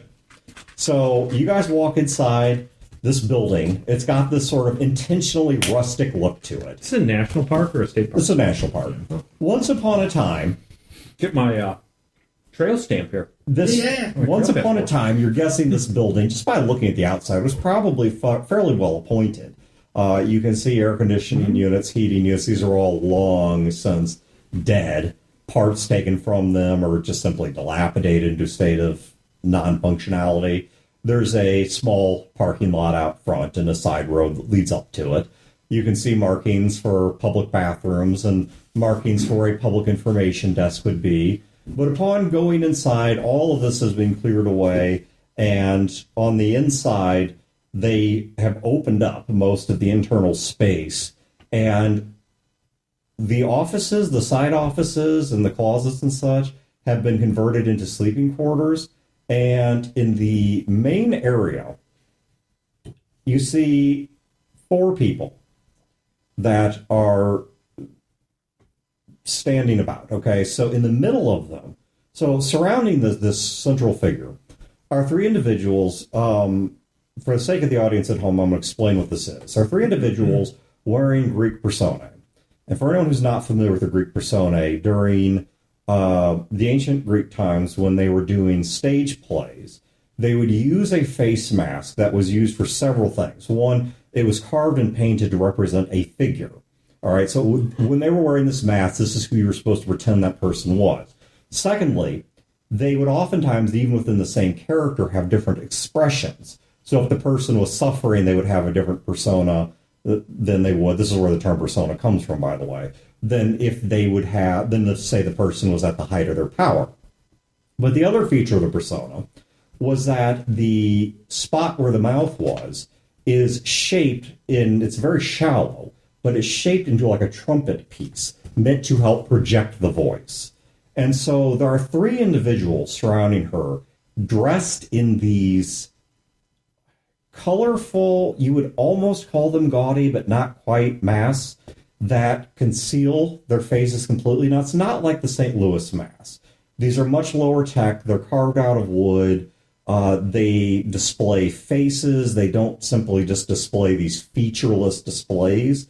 And between the 3 of them, one of them looks passive and stoic. One of them looks welcoming and warm. And one of them looks agitated. All right, so that's at least what you see on the mask. You have no idea what the people underneath them look like. Now, and that is one of the things that strike you is the people that are wearing these masks. Their clothes are unremarkable, and the clothes do not in any way, shape, or form seem to match the coloration or the theme of the mask that they're wearing. So this does not look like a full costume. Now, in the middle of them is a woman she is wearing what looks like police riot armor that is in shockingly good shape. And her face is completely concealed behind a gas mask. And over the gas mask is one of the Kevlar helmets that police would wear during a riot. And when you guys walk in and the room falls relatively quiet, you can hear a faint mechanical clicking, just like something turning on and off every few seconds, coming somewhere from her direction. Junior, I'll give you your abstract You might as well technology put on the goggles. Now. plus smarts. Okay. Oh, actually, if you use the goggles, if you're wearing the goggles, that will make it easier. Yeah. So give me your abstract technology. So best of 3d6 plus your smarts, if you to identify what it is that you're That is hearing. a 14. Okay, that's enough because you've got the goggles as well. Because the goggles show you heat and cold. Right. That what you're hearing is a compression-based cooling system that is apparently running underneath the armor that she's wearing, which would make sense because to wear this all day would otherwise overheat somebody. Okay. And so she is apparently wearing a cooling system, like I said, a compression-based liquid cooling system that is underneath all of this. Cheese and bacon.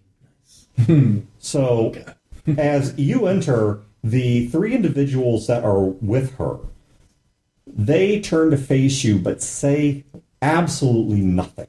They don't flinch. They don't react. You can see the eyes through the mask. All you see is eyes and mouths. But the eyes and mouths, they don't make any expressions. It is a trained non-reaction. And with her, you simply cannot see any reaction that she might make. But she walks past the three of them toward the two of you. And she gets very close to you, Junior.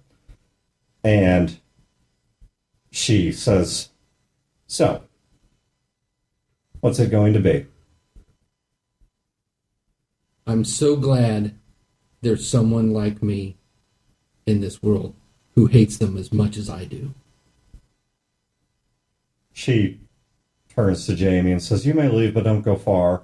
Jamie nods and leaves the building. Behind her, one of the three men says, "A friend, hear him out." One of them says, "The technology is correct, but what is in his heart?" And the third one says, "You know the danger of letting him in here. Kill him where he stands." Tough room. Great room. Yeah, what are you talking about? Great room and a tough room. I say, your cooling sequencer needs to be adjusted. I can help with that. I'm not about to let the likes of you touch anything on me. Okay. The only question that we need to answer right now is what temperature your body will be when it leaves this building. One of the men says, "A hasty judgment. You ought to show him mercy." One says, "Hear what he has to say, then weigh." And then the third one says, "Kill him where he stands. It's the only way to be safe and to protect the sanctity of this place."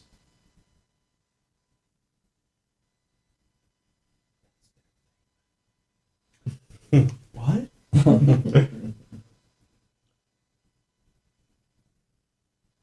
All right. I look at her, and then I look at the three of them, and I say, "Well, whichever one it's going to be, I can help you, or you can get rid of me." We were told not to ask questions or do any extraneous shit. Otherwise, we would leave here with a low body temperature. One of them says, "An overreaction, but I am glad that someone is watching out for your life." One of them says, "It is good to be careful within here." And the third one says, "It doesn't matter what you decide, your fate is sealed."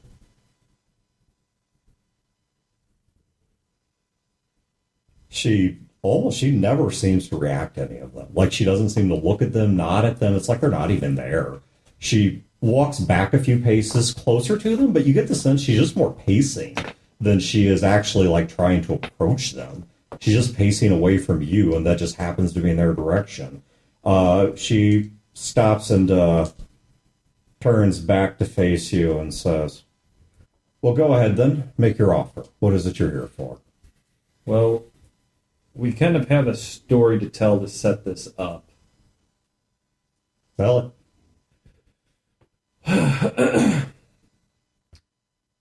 I'm going to break the rule. Okay. We're from space. And then I just smile. Go on.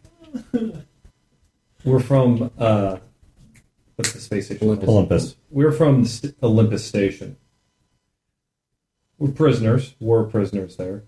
They left us behind when they abandoned the station. We assumed to destroy it. We got out.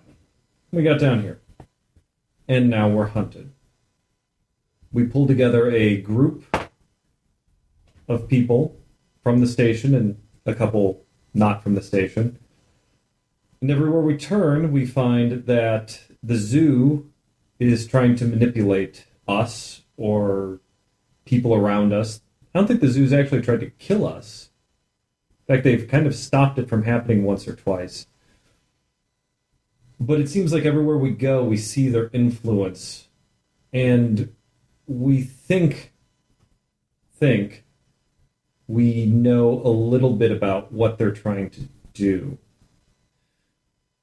There's a spaceship somewhere between wherever it's supposed to be, I forget. You saw it. It's not literally at Orion's belt. That's just the part of the sky you saw it. Like between us and whatever planet. I tell them. It's approaching the Earth. So, sure, I tell them generally, as far as Gil would know. Okay. And that station, or that spaceship, has a lot of people in it. That ship, the major players in the area, Jacksonville, the zoo. It's Aurora. It's Aurora. They want it all for different reasons, we think. Bring it down, turn them into an army, keep it up there, blow it up, whatever. My friends and I, we don't want them, those people up there. We don't want an army. We don't want that many lives on our hands. We kind of thought about what it would be like to be in a tin box in space with our hands in someone else's, with our lives in someone else's hands. We have a plan to communicate with us. We think that we could send it out on its original mission, or we think that we could bring it in and land it, but land it where the people on board would have a say in what they would do or why they would do whatever it is they would want to do. Or we could possibly even wake one of them up and ask them what they want, instead of them being used by the zoo or by Jackson or by who the hell ever. Which brings us to why we're here. The zoo is at the center of this. The zoo probably has the best shot of having their plan go through with Aurora.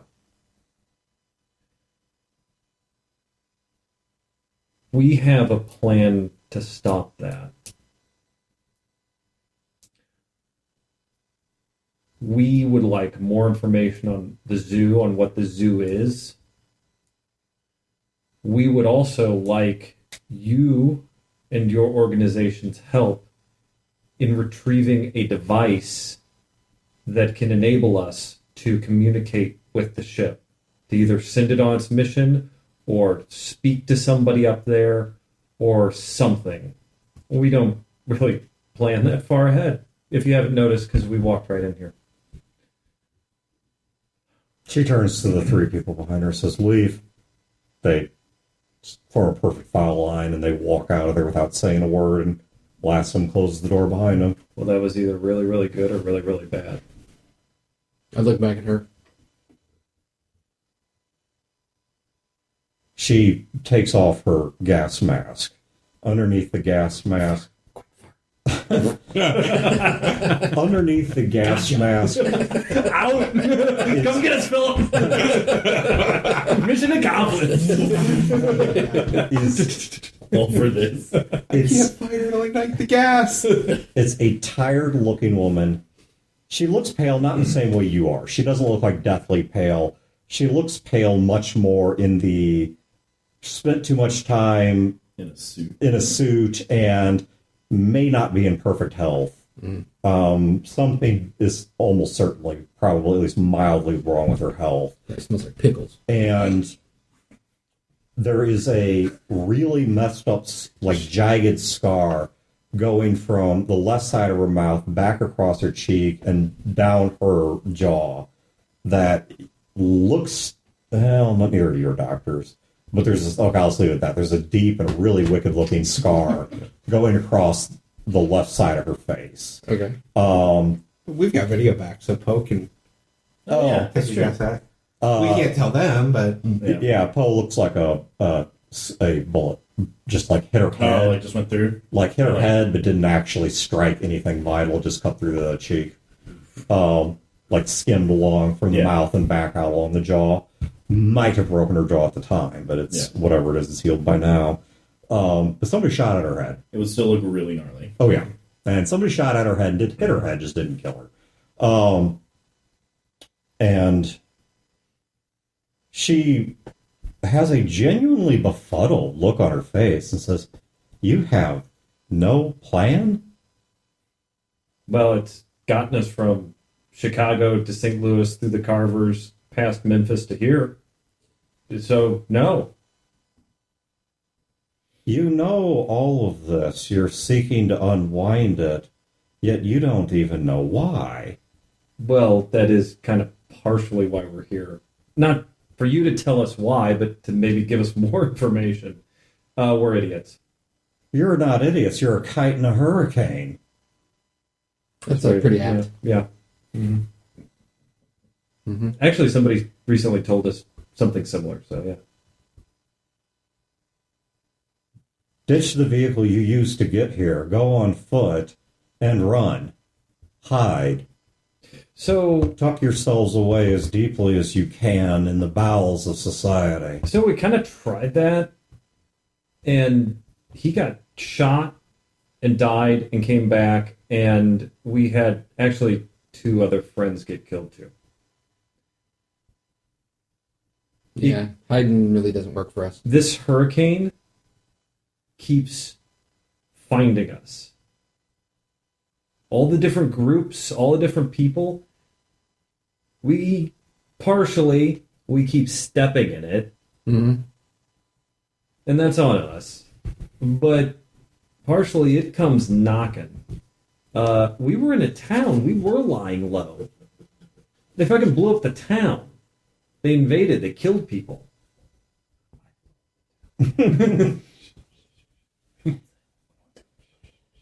And I took those bastards. Yeah. But, I mean, we landed. We are from Olympus. We landed. We landed in a forest with nothing and could have probably died there or rolled into a town nearby, which we did, and we probably would have just stayed there till they kicked me out, but they tried to bomb us. Yeah. Run and hide? Run and hide where? Back into space? Can't do it. Jacksonville? They're trying. Fucking one of their mech robot suit guys had me fucking off the ground and pop my damn head off. Killed a friend of ours? Shit, we've had to bomb train tracks. We've had to kill multiple fucking ists. We got into friggin' gladiatorial combat. We had to mess with the fucking politics of St. Louis, those idiot mask people. We had to fucking kill 1,500 fucking Southern Army people outside of Cape. Jesus, run? No. We've ran. We're out of track. We're at the end. She grabs the chair and And hits me no. wrestling style. Shut up, Gil! Boom! No, Shut your mouth. she sits down on the chair and says, I grab a chair as well. "Okay, if not run, what's your play?" My play's a real game. Just an out-of-character reminder. Thank you. Something your character would remember. Yes. What's our play? I say Project Phoenix.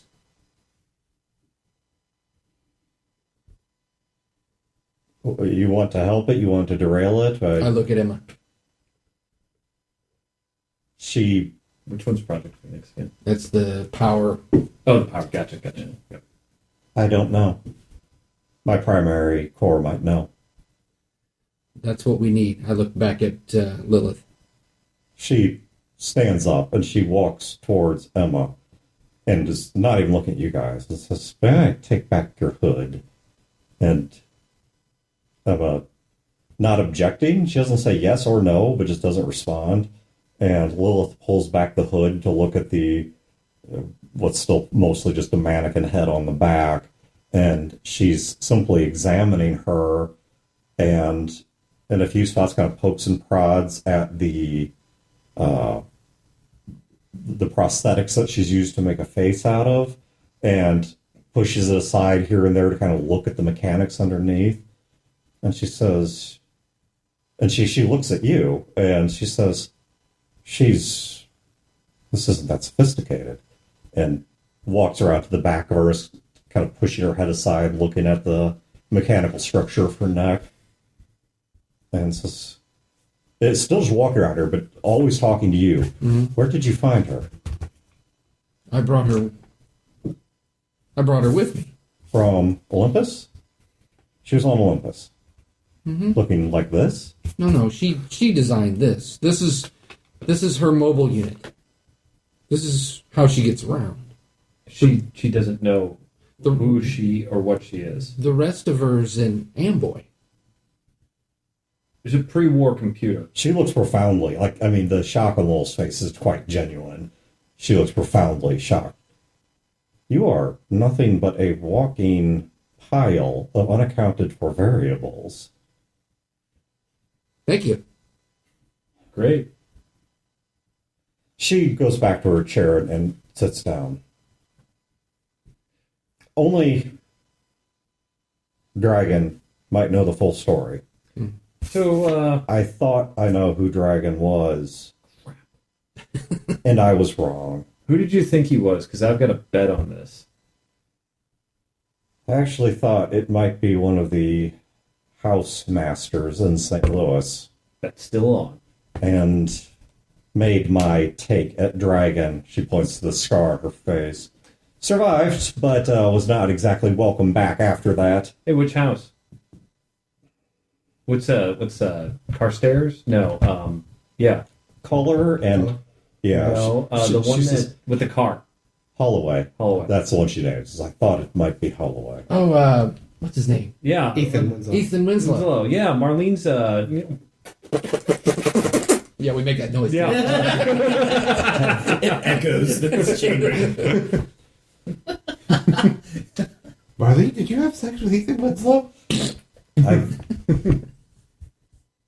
When I was wrong, I had no choice but to go into hiding in a place where it's simply too costly, too inconvenient for a small group of even highly trained assassins to find me. What's Emily's full name? Her last name, if she's going by her grandfather's name. That's what. What's her grandfather's name? Her grandfather's name is that's right. Barnes. I couldn't find it in my notes, is why I said. That's right, Barnes. It's her grandfather's name. I'm trying to find her. Thomas Barnes. Thomas Barnes, yes. Ooh, right. You want to hear my theory? On who Dragon is? Listening. You ever heard of a Thomas Barnes? She used to work that area. I don't need to roll for that. The mayor of Some Herman? shit He wasn't the Winetown. mayor. He just was the guy with the power. Effective mayor. It didn't He's matter. going out here. No, but I'm listening. No. He's talking to him. No, she's got. Yeah, Emma can hear me, but only Emma. Yeah, he's some power broker guy, mayor maybe. Who knows? Yeah, he's got an army. Yeah, he hired a militia. Protect him. I don't know all the connections. Maybe after somebody took a snipe at. I don't know all the connections because I'm getting this like second, third hand here, but there's a lot of subtle plays being made out of Herman. There's a lot of like agents being ran out of there, not like YouTube, but civilians, I guess.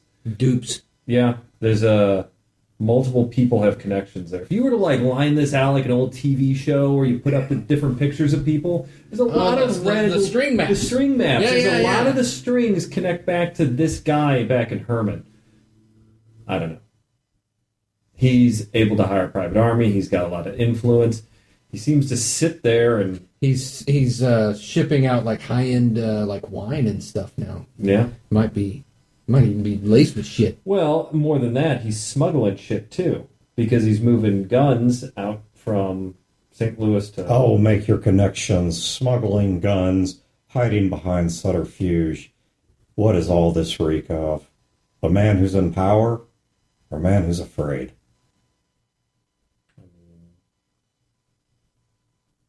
I'll go with afraid, maybe. So you don't think it's Dragon? No, it might be. I don't know who Dragon is. As I said, I made my play and I guessed wrong.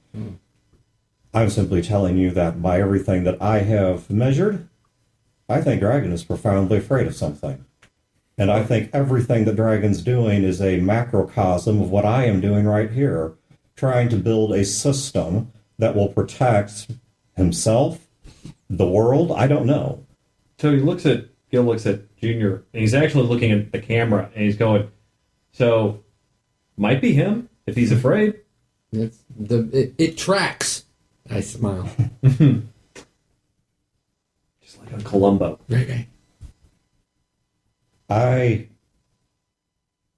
don't know where Dragon is. Mm-hmm. I know where the group that I used to work with. Leopard, Rat. Leopard. Do we know Rat's dead? Yeah. Yeah, Yeah, you know. I mentioned it a couple times. Rat? That guy's dead. So I've heard. Mm-hmm. Like, again. No, does Gil know that he...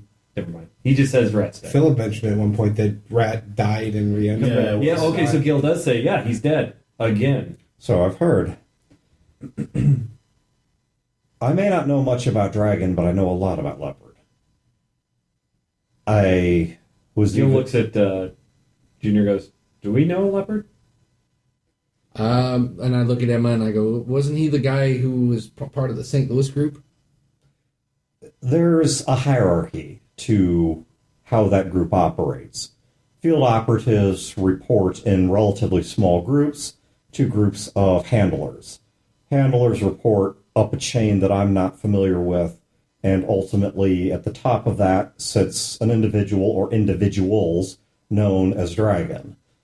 I don't know the identity of Dragon. People only are given the immediate view of where they stand and what they must know. It's to protect them from someone like me going rogue and knowing everything. Mm-hmm. But So, Yeah. I know a story for a story. Leopard operates out of an underground facility that if you value your life, I would not go seeking. Despite the fact that there is a very, very small number of people there, it is hardened and incredibly well defended. Getting in and out of there is an absolute death trap, which is why I didn't make my play until I was well away from it. But down in the lowest levels of it are chambers. Many, many, many chambers. I knew it was storage, but I didn't know for what. Until I saw it opened. And inside of these chambers were rows and rows and rows of frozen bodies. And Leopard was in the process of having them disposed of. Who are they? I don't know. The technology is difficult to replicate. And given the fact that he was disposing of most of the assets that were down there, not just people, but also machinery, I can only conclude that whoever they are, it's part of what Dragon fears. So we're frozen bodies. We're not talking like 10, 20 people. We're talking hundreds? Hundreds, maybe thousands. Thousands? Wait, so this leopard psycho is killing thousands of people? He wouldn't do it of his own accord. There's some bigger scheme to this. Yeah, it's the Nazi guards. We're just following orders. I mean... You came in here fucking leading psychos. off with you having dropped 1,500 people to death. Yeah, well, it was like a self-defense. I'm sure he would have a similar story. Well, It that's sounds. his It just sounds. It sounds like. I mean, if they put these people on a ship, well, that's just that they put. They could have put these people underground. Other people. Well, yeah, underground. sure. So it's all the same thing. Yeah, then Walt Disney. Right. Exactly. Disney. I was no longer content with the answers that Leopard could provide. I could not justify committing crimes like that on such a blind and indiscriminate scale.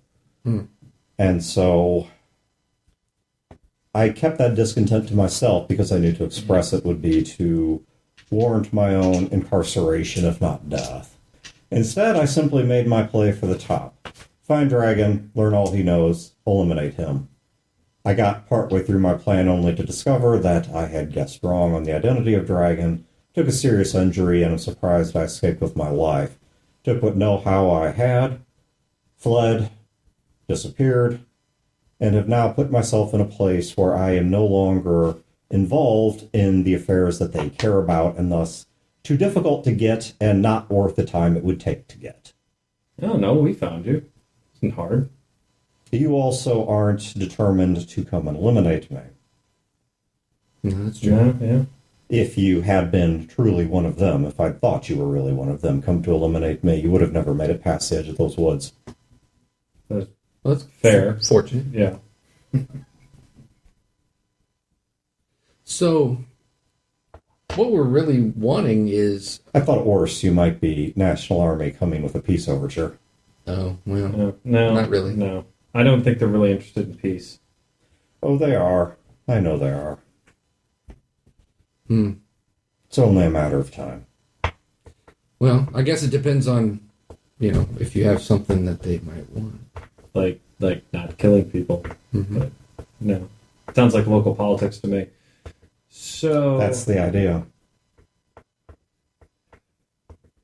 this spaceship. What's your take on it?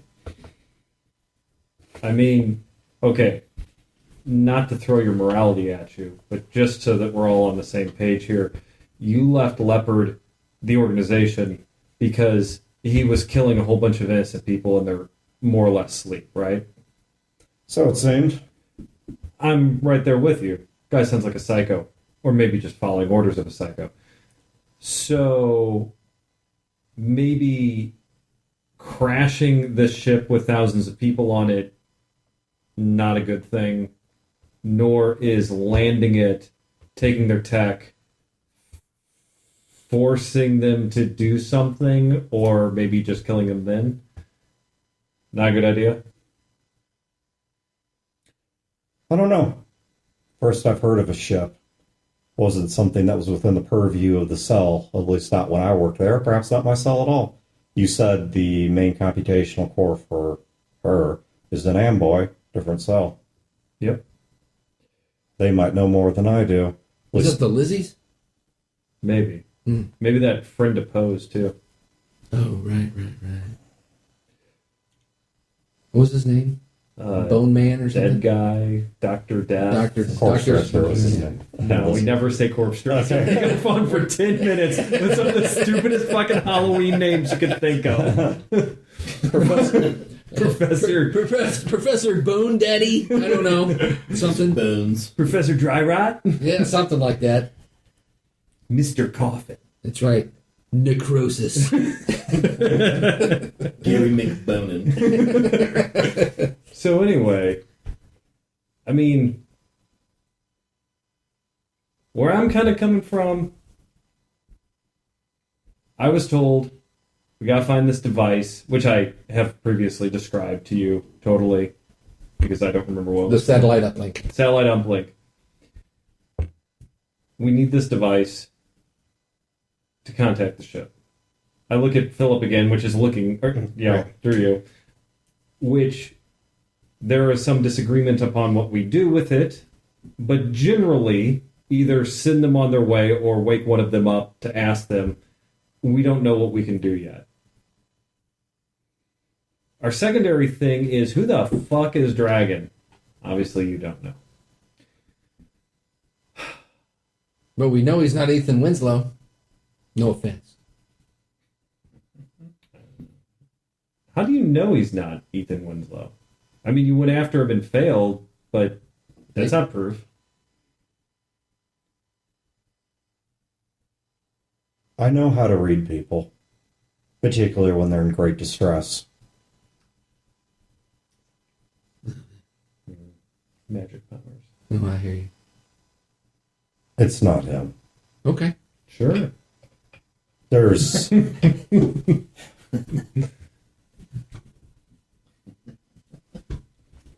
there's a horrible truth to torture. People will say whatever they have to say to make it stop, or whatever they think it is you want to hear to make it stop.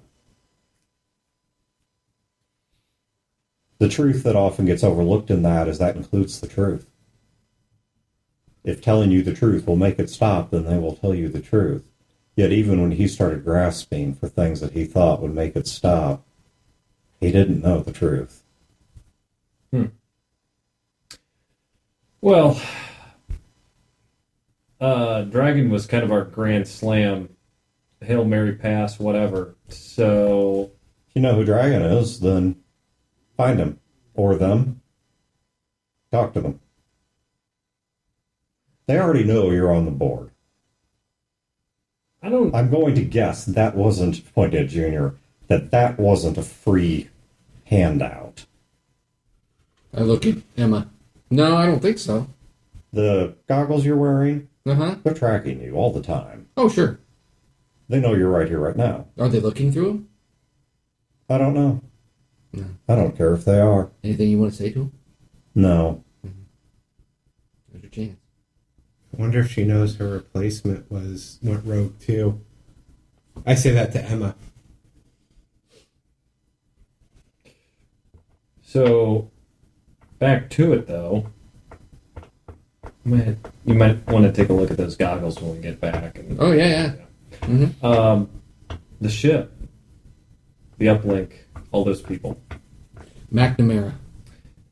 General McNamara has the device. Well, congratulations to her on the promotion, then. Last I heard she was a colonel. Oh, yeah. But that aside, let's say I gave you the device, or helped you get it. Yeah? Yeah, Gave it to Great. you right here, right now. that'd be awesome. What would you do with it? Call the ship and say what? Well, the assumption is that there's a latent AI on that ship, and I pointed at Emma and I said, our liaison here would be able to interact. We would want to find out the status of the ship. We would want to find out if there is a person, no offense, Emma, a human being in charge that maybe could be woken up and talked to. Failing that, because if we could wake somebody up and talk to them, we can find out, okay, here's the situation. What do you want? Because these other groups aren't going to give you this choice. Mm-hmm. Failing that, we power up the ship through Phoenix and we send it on its mission. Better to take the piece off the chessboard than to have somebody else grab it. And as brutal as Dragon's methods might be, what if Dragon is right?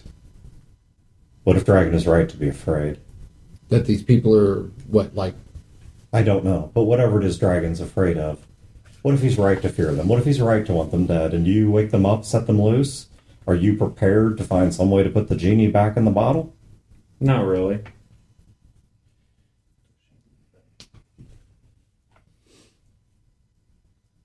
Well, I guess it's just a matter of, do we want to maintain the status quo, or do we want to change things? I mean, we're really good at changing things. I mean, you said it yourself. We're agents. Status is not quo. We're variables. We're not something that they thought of. What have you gathered about what it is they're trying to accomplish? Who? Dragon. The organization, what you're calling the zoo. Good as the name as any. What is it you think they're trying to accomplish? I know what they're trying to do.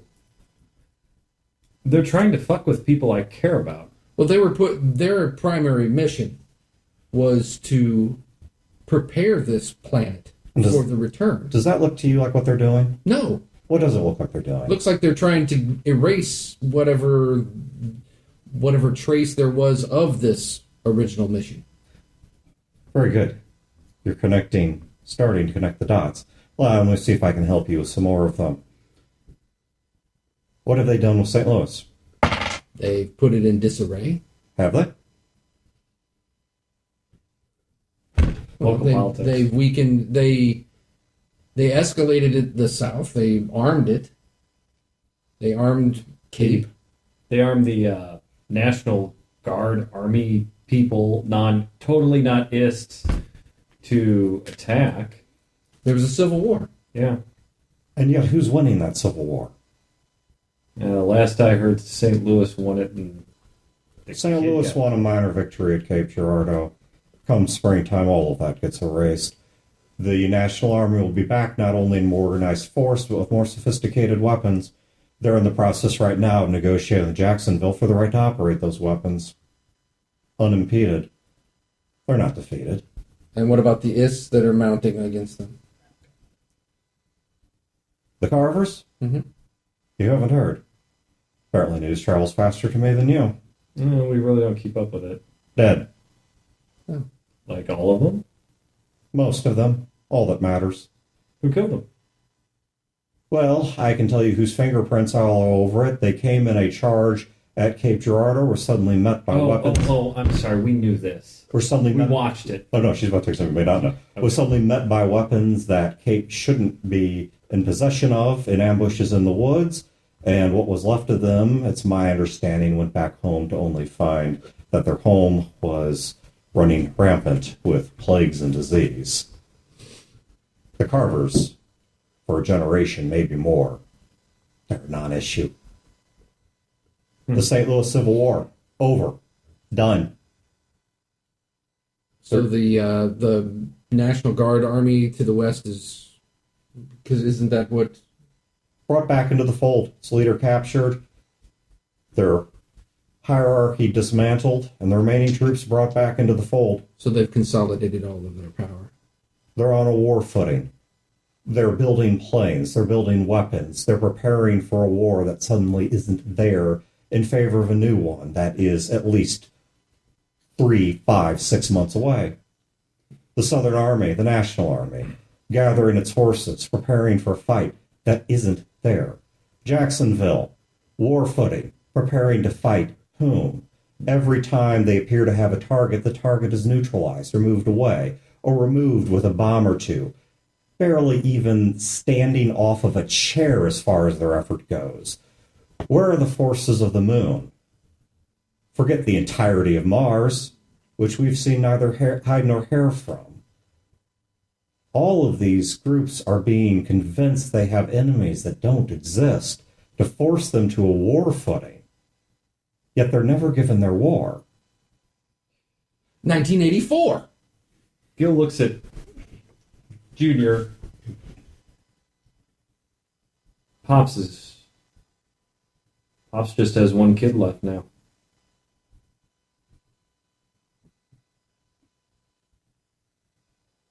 I put my hand on Philip's shoulder.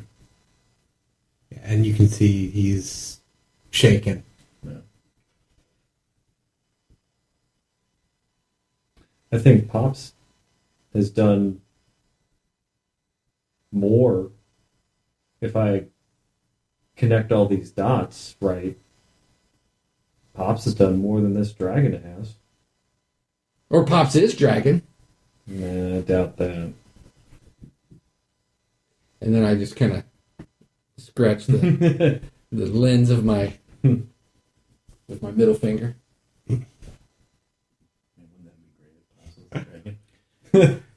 I've been pulling the strings this whole fucking time. I can only guess, but to dragon, you're unaccounted for variables, which means you're one of two things.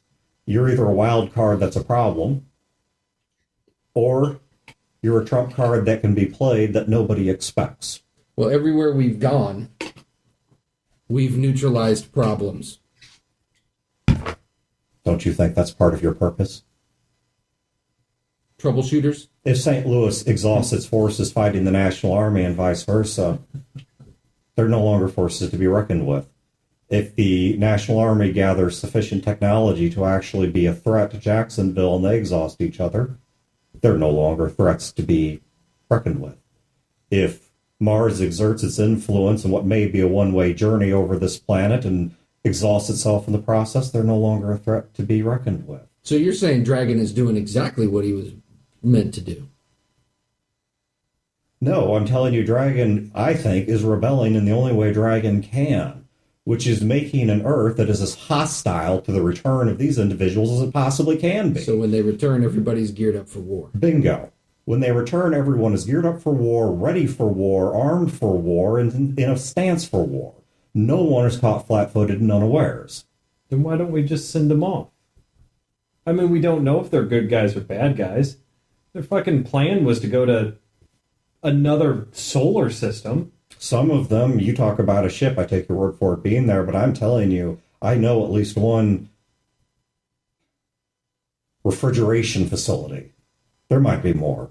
I don't think they're all on that ship. I think that ship represents something unique. Like the leadership. Maybe. Maybe just the only one they could build in time. But I know at least some more of them out there that may have equipment, armies, people, robots, I don't know what, tanks, aircraft, ready to simply roll out and fight. Like the bunker. Yeah. Most likely it was one of their stashes that's the only way I could explain how Jacksonville, containing the sum of U.S. military records, didn't know about it. It wasn't in U.S. military records. So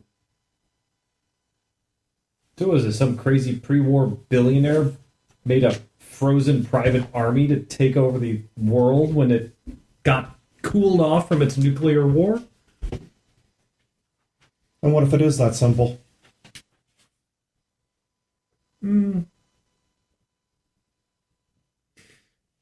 Then let them sleep.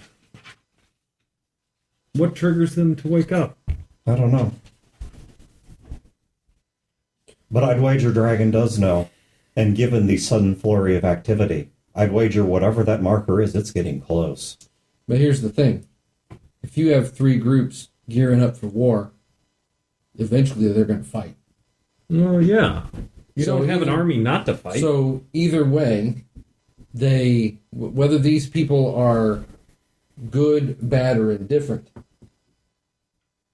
if invaders from space start showing up, it might unify all three of them. You don't have to use the air quotes for invaders from space. We are invaders from space.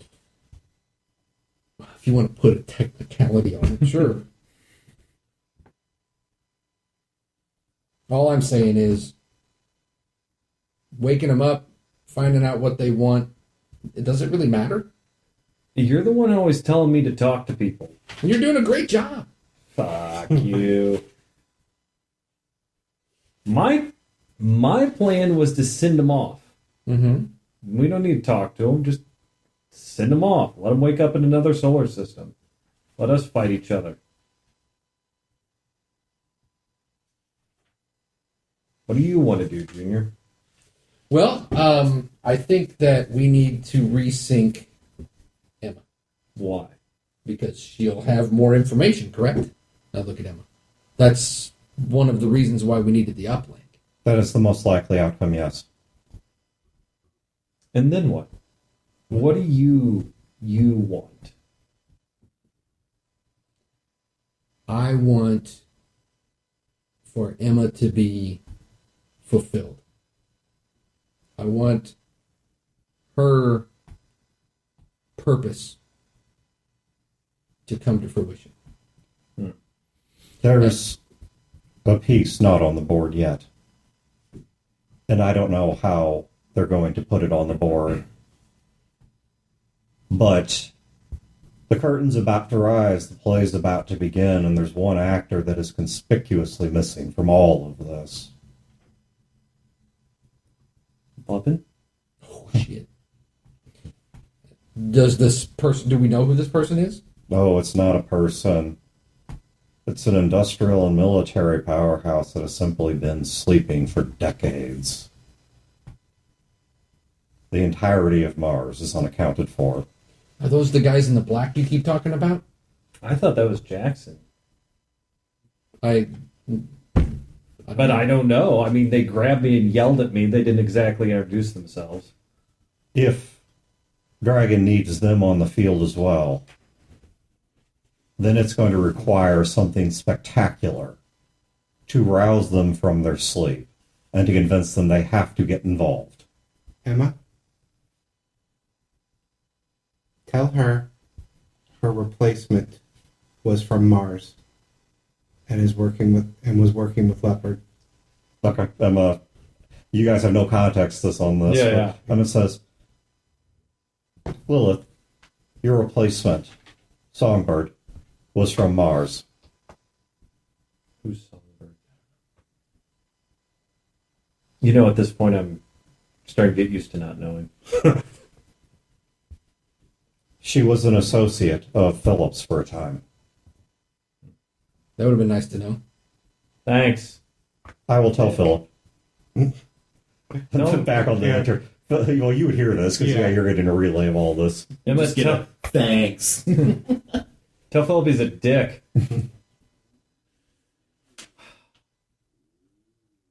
So, what do you want to do? Just lie low and let everything blow up? I played my hand and failed. I have two options now: die impotently or survive. Or survive impotently? All things being the same, I'm content to survive. And please don't misunderstand that. It's not blind self-preservation. I've simply accepted that this is out of my hands. I had my chance to play the game and I lost. What I have now is an army of this that makes it too expensive to come get me, and that's really about it.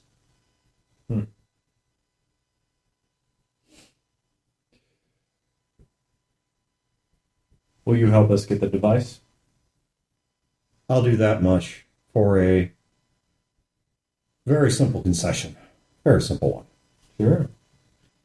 You don't activate the device within 100 miles of Bankhead, What's Bankhead? the forest you're in. Oh. Sorry, too many proper nouns flying around. No, that's fine. 100 miles? Yeah, we can do that. Yeah? Then That's fair. I'll find it, and I will give you local guides and gunmen to help you get it back.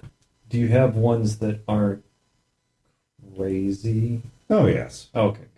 The ones that are crazy, they have a purpose. You put them in a direction, and they will do whatever you ask fanatically unto death. And at times, death strangely motivates them. But you can only contain insanity like that for so long, which is why I have even the 3 advisors you saw, as odd as their act may be, beneath that mask and behind that act, they're quite even-keeled individuals. It takes quite a mind to understand Greek philosophies and stick to them so carefully. It gives them purpose. Crazy. You may think it's such, but I assure you, they're quite sane. I mean more the situation, but to be honest with you, we've seen worse. Yeah. And I do... We're not strangers to theatrics. I'd lie to say that I'd keep my organization entirely on a leash. There's a reason we have the reputation we do. There's a reason they call us IS. But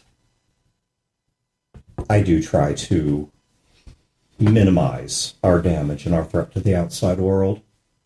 But I would be happy to help you with individuals that are reliable. They may not all be to your taste, but they're reliable and they will be skilled. And they will help you find and retrieve that device.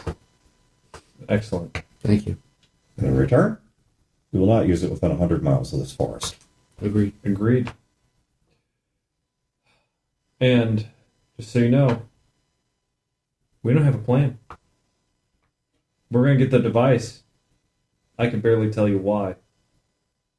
But I know it'll piss off Dragon. It's hard to be outmaneuvered when you don't know what your next move is going to be. Yeah. I mean, it's going to piss off somebody I don't like. And really, that's all you need in life. People being angry with you. Should you have an audience with Dragon, should you somewhere in your journey come across someone who knows more than I do, I cannot emphasize enough, if you are trying to limit the bloodshed of this event, find out how they intend to wake up Mars. How much, out of character, how much do the people from the station, Poe, Gil, Jr., even Tony, know about Mars? You know that Mars had several things going on. You know that Mars was a substantial colony. Mm-hmm. You know that Mars, unlike the Moon... Like, it's not just a couple of, like, plastic domes and scientific you know that Mars was capable of being relatively self-sustaining. Actually, in retrospect, I wish I'd put it in Venus, because Venus actually... I don't sound crazy, I'll explain it if anyone really cares later. But Venus is actually easier to colonize than Mars is, which if you look at the surface seems insane, but you actually colonize Venus in the atmosphere. But, so in the backstory, I may flip Mars to being Venus, but point being, for now, we'll leave it on Mars. You know that Mars was a very substantial outpost of industry, of science, and had the capacity to be military. And what happened was, when the nukes went off, everyone was kind of looking to them for some kind of rescue, some kind of help, even just to take it out of there, and Mars went dead silent. You know, at least from the conversations, because you guys, as part of the space station, were part of Jacksonville's immediate area of concern, because they have regular trade with the moon, which would pass through you. I see kind of a triangle trade, not slavery, but I see kind of triangle trade between Moon, the stations, and Jackson. Yes, no, that's pretty correct. Yeah. And you would know simply from the people that pass through and the rumors and blah, blah, blah, that Jacksonville, through observation, still sees activity on the moon, but is unable to talk to anyone there. Moon? Or Mars, I'm sorry, yeah. Mars is unable to talk to anyone there, which means that whatever they're doing, and Jacksonville probably knows quite a bit more, because they're in possession of fairly substantial telescopes and remote probes and such. Yeah. They are the Hubble at it. Yeah, they're keenly interested in what Mars can't do anymore. They're keenly interested in what Mars is doing. So Mars is clearly alive and well, but you couldn't get a clear answer from anyone on why Mars isn't involved, like why they're just sitting this whole thing out, or what their long game is.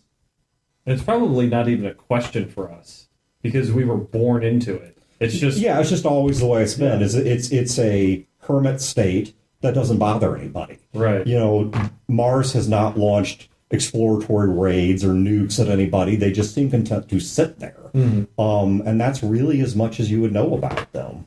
See, remember, Aurora had the pods, and some of those had robots on them, like military robots. Guns and stuff. Maybe one of the purposes of that ship was to shoot that fucker at Mars, take over Mars, and then come back and rescue the frozen people.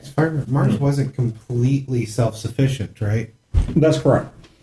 Now, a lot of things they need, they can get from the asteroid belt and such. They're not 100% self-sufficient. Enclosed environments being what they are, you can prolong them. You cannot sustain one infinitely. Yeah, it can't sit there by itself forever. The clock video will wipe them out eventually. The clock will wind down eventually. So they cannot remain what they are forever. But what their game is... It's a real claptrap.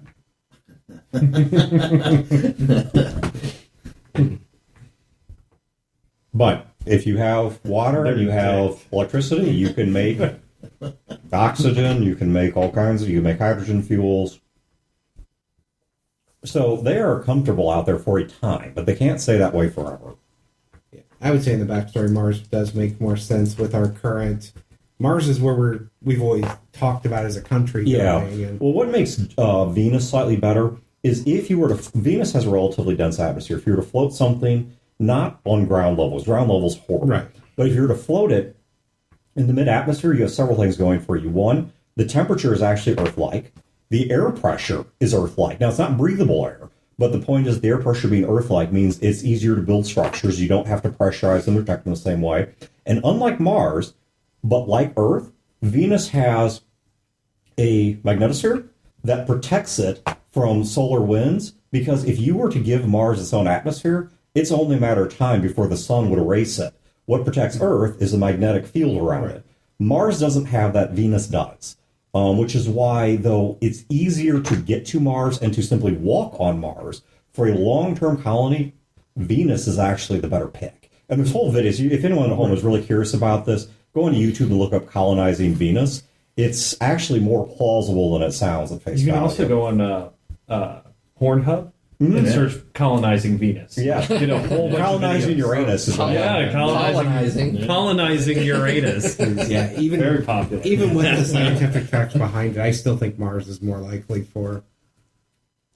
I think keep it in Mars. So you two take your pants off. We're going to film a debate now. Okay. Pornhub. Plus, Mars has always had Mars versus Uranus. It has like a mysticism to it. Like everybody's talking about Mars since forever, right? It's always been Martians coming to the Earth and stuff like that. Yeah. It's like a romanticism. Well, we know it has water. Anyway, so bitches. How long do you think this plan will take? What time is it, by the way? Or after tonight. Like midnight. No, well, no, I know that, but do we want to wrap it here? I was thinking this is a great place to end it. All right. So here, all right, let's wrap up the arcade a little bit. So sad about all the stuff he missed. Yeah, he really wanted... He said Marlene really wanted to meet Blackbird. Well, what we can do... we're going to leave. Well, we're absolutely... what we can do, we can retcon... we don't need to change anything that happened, but you guys aren't going to leave immediately. Yeah. So we can set things up such that you guys are still here when Broder's back, so Marlene has a chance to talk to Lilith. Mm-hmm. So, okay. No way. She's got hypothermia. There's no way. That's right. And massive diarrhea. And she's got the Muppet voice, which is a sexually transmitted disease. Sorry, Marlene. Sorry. She got it from the goat. Muppidia. Yeah. So, all right, so Lilith says, we're going to need a little bit of time to find the device and then to work out a good plan to get it when it's in a vulnerable state.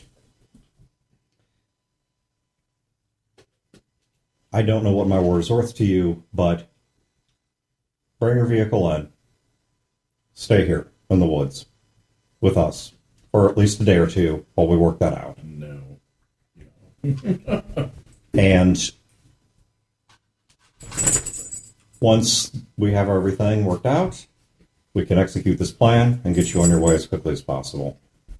Game Master to players, you have my word, she'll stick to that because of the fact that I'm trying to give Brodor a chance to talk to her, because I don't want to screw his enjoyment of the game. So GM to players, this is a fiat. No, Gil always blindly trusts NPCs they've only known for 5 minutes. Wayne. Especially ists. Yeah.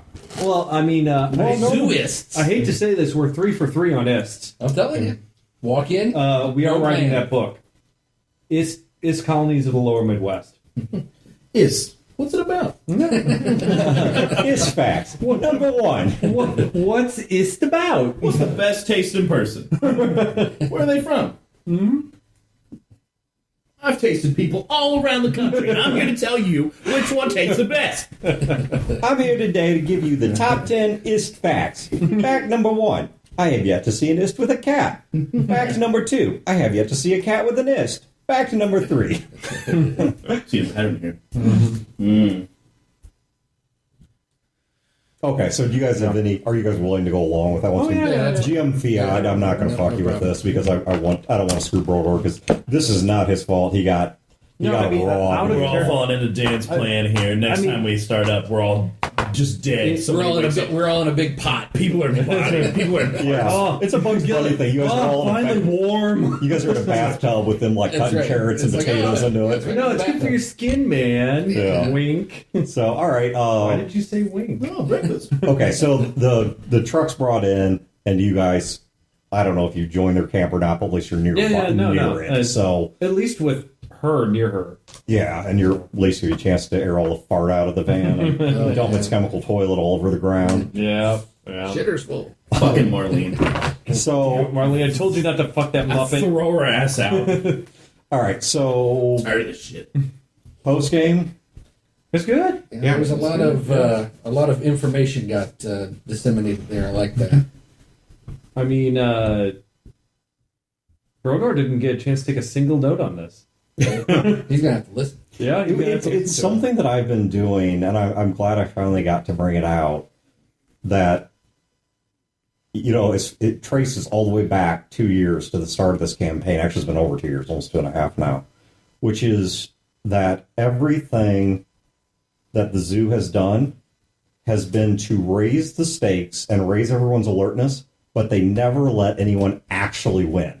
They're always just trying to build up the sides and kind of agitate them, shake them up out of the stupor. They're trying to break the status quo, but they never allow anyone to actually all the way tip over anyone else, which is why when the Southern Army left and the Carvers made a run on what was now a weakened Cape, that's why they had to turn the weapons over to Cape, because Cape can't fall. Because if Cape falls, then the Southern Army now has an easy road into St. Louis, and they can't allow that. Was not Lee's plan. Lee's plan was to turn him on St. Louis.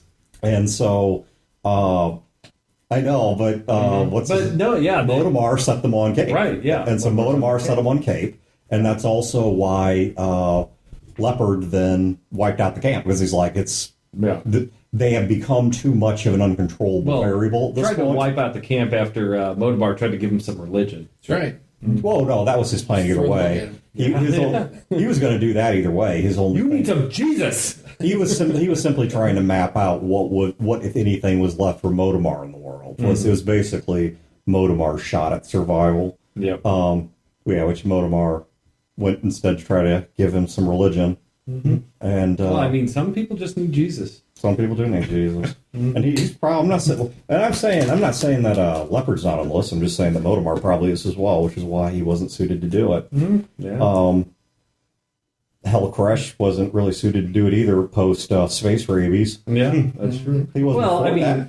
He was a local pastor. Motomar's defense, he had just started reading the book. Yeah. Well, in Koresh, he actually that was his backstory. The guy that you blew in half, or somebody. I didn't blow him in half. Lee never killed anybody. Who was it that killed Koresh? Because Koresh killed. Lee ordered people. Koresh killed Joe. I think it might have been Casey. Because somebody took 2 shotguns blast to him or something like that. But whoever it was that killed Koresh, his backstory was he was actually a local pastor before getting driven mad. In fact, he was the local pastor that went to see one of the 2 Maw Carvers back when she was in the hospital. Right. Which is how they met and how he contracted the disease. The Muppet disease. Yes, Muppetitis. Ooh, there's a little backstory. Muppington's disease. Hey, So- Ma. A little, It's only transmitted anally, though. That's right. a little backstory. Ass to I mouth. said a little backstory on the camp we were just in. Fear the Con 8 had a backer reward level that was a actual play. It was the first actual play Fear that we had ever released, and we only released it to specific backers. Yeah. Chad, Chris, and I played those 3 guys that were behind her, giving her the advice. Yeah, there's a fourth one. I forget who played. But yeah, the 3 are based on... was it Aristotle or Socrates that came up with the method of argument, pathos, ethos, and logos? I thought it was Socrates, but I couldn't be But wrong. yeah, whoever it was, that's what it's based on. Is the no? I think Socratic. It's called Socratic appeal. It's pathos, which is compassion and emotion. Ethos, which is sort of the reverse of that, because it was the ethos of the Ist culture. So he's kind of the dick, but he's protecting the Ist culture. He's just sort of xenophobic. And then there's Logos, who is just, I'm just going to state the facts. It was really interesting to in those roles because we had our personalities, our characters, and who they were that you set aside when you put the mask on because you have a role. Yeah. I got the impression that when Junior and Gil walked in, that there was like, it was the real deal on the table. Like, there really wasn't much of a way out, but Junior and Gil decided to play the complete honesty card, and then that flipped the whole thing. Like, I was expecting there to be more of the 3 and more of her pressing, and then because that's why I had Gil say, okay, here's the deal. I don't know what you want, so I'm going to give you everything in the complete truth. Oh, they're absolutely, that was absolutely on the table. What stopped that from happening was 2 things. One, it was your brutal honesty, but the second thing was that the way that you guys approached the camp was so off script for what a real zoo member would have done. And so on script for us. Yeah. Three, baby. I mean, Just roll up. Hey, baby, what's going on? from the moment she got word that you guys had arrived, she's like, I mean, you guys were not following the MO that... No.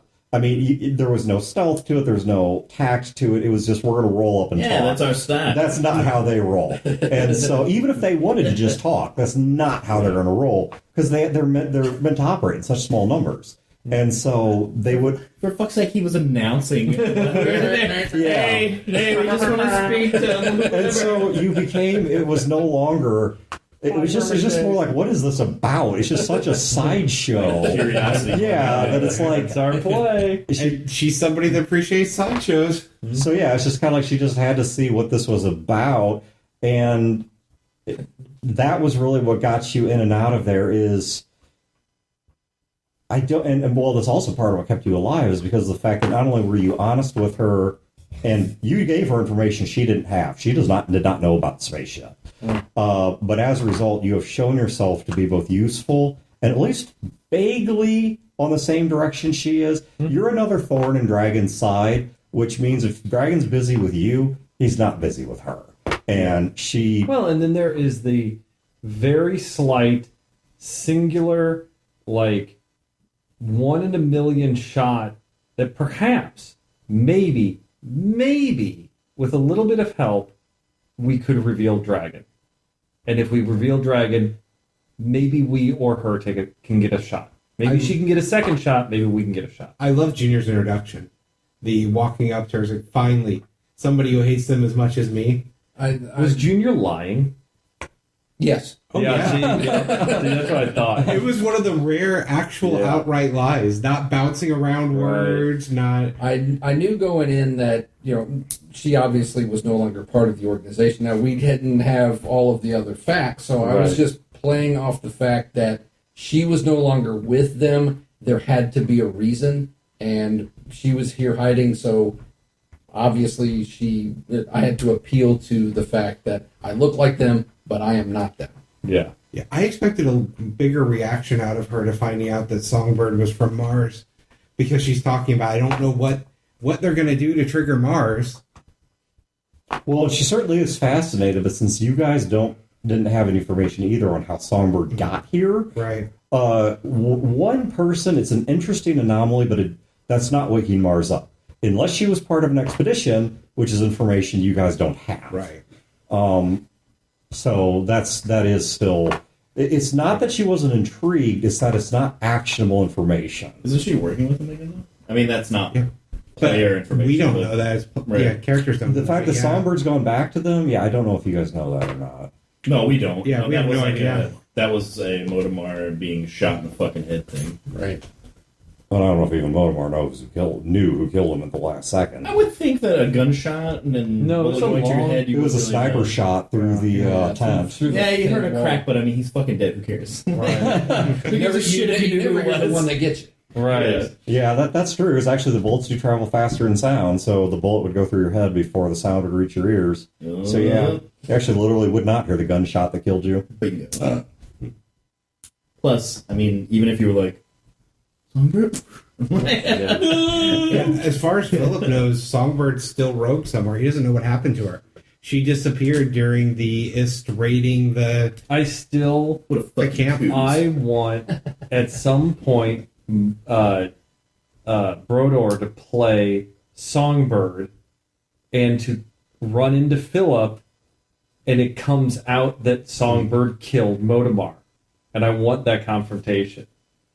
I want Philip to be a goddamn man about it. Really? Well, I'm sure you had your reasons. Sure, you had your reasons. Oh, Why don't you no, come with you- us now? I also want to thank you guys You pull a goddamn knife and you kill that stupid bitch.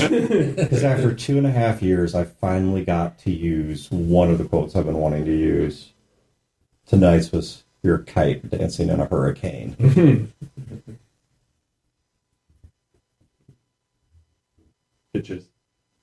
Yeah, she Way to cut the didn't. silence. She didn't know any of you, so I couldn't use. I knew death would flare a familiar face, but not yours. No, that's a good one. Good. And now I'm about to fall asleep. So I enjoyed him finally snapping and calling you on the yelling at people thing. and I did enjoy, like, he's trying because you, Philip, compromised and Gil compromised, and he's going to compromise, and it is not. And I love that It is- Poe called him out on his, You're terrible at this. the whole. I love that Poe called Philip out on the fear of commitment thing. Yeah. Yeah, that he was being a complete hypocrite about accusing someone else of that. Mm-hmm. All right, cool. That's where we'll wrap this one up, and we'll be back in hopefully 2 weeks with the next one. Provided that Porter can get into his car. right figures out how to work a key or something.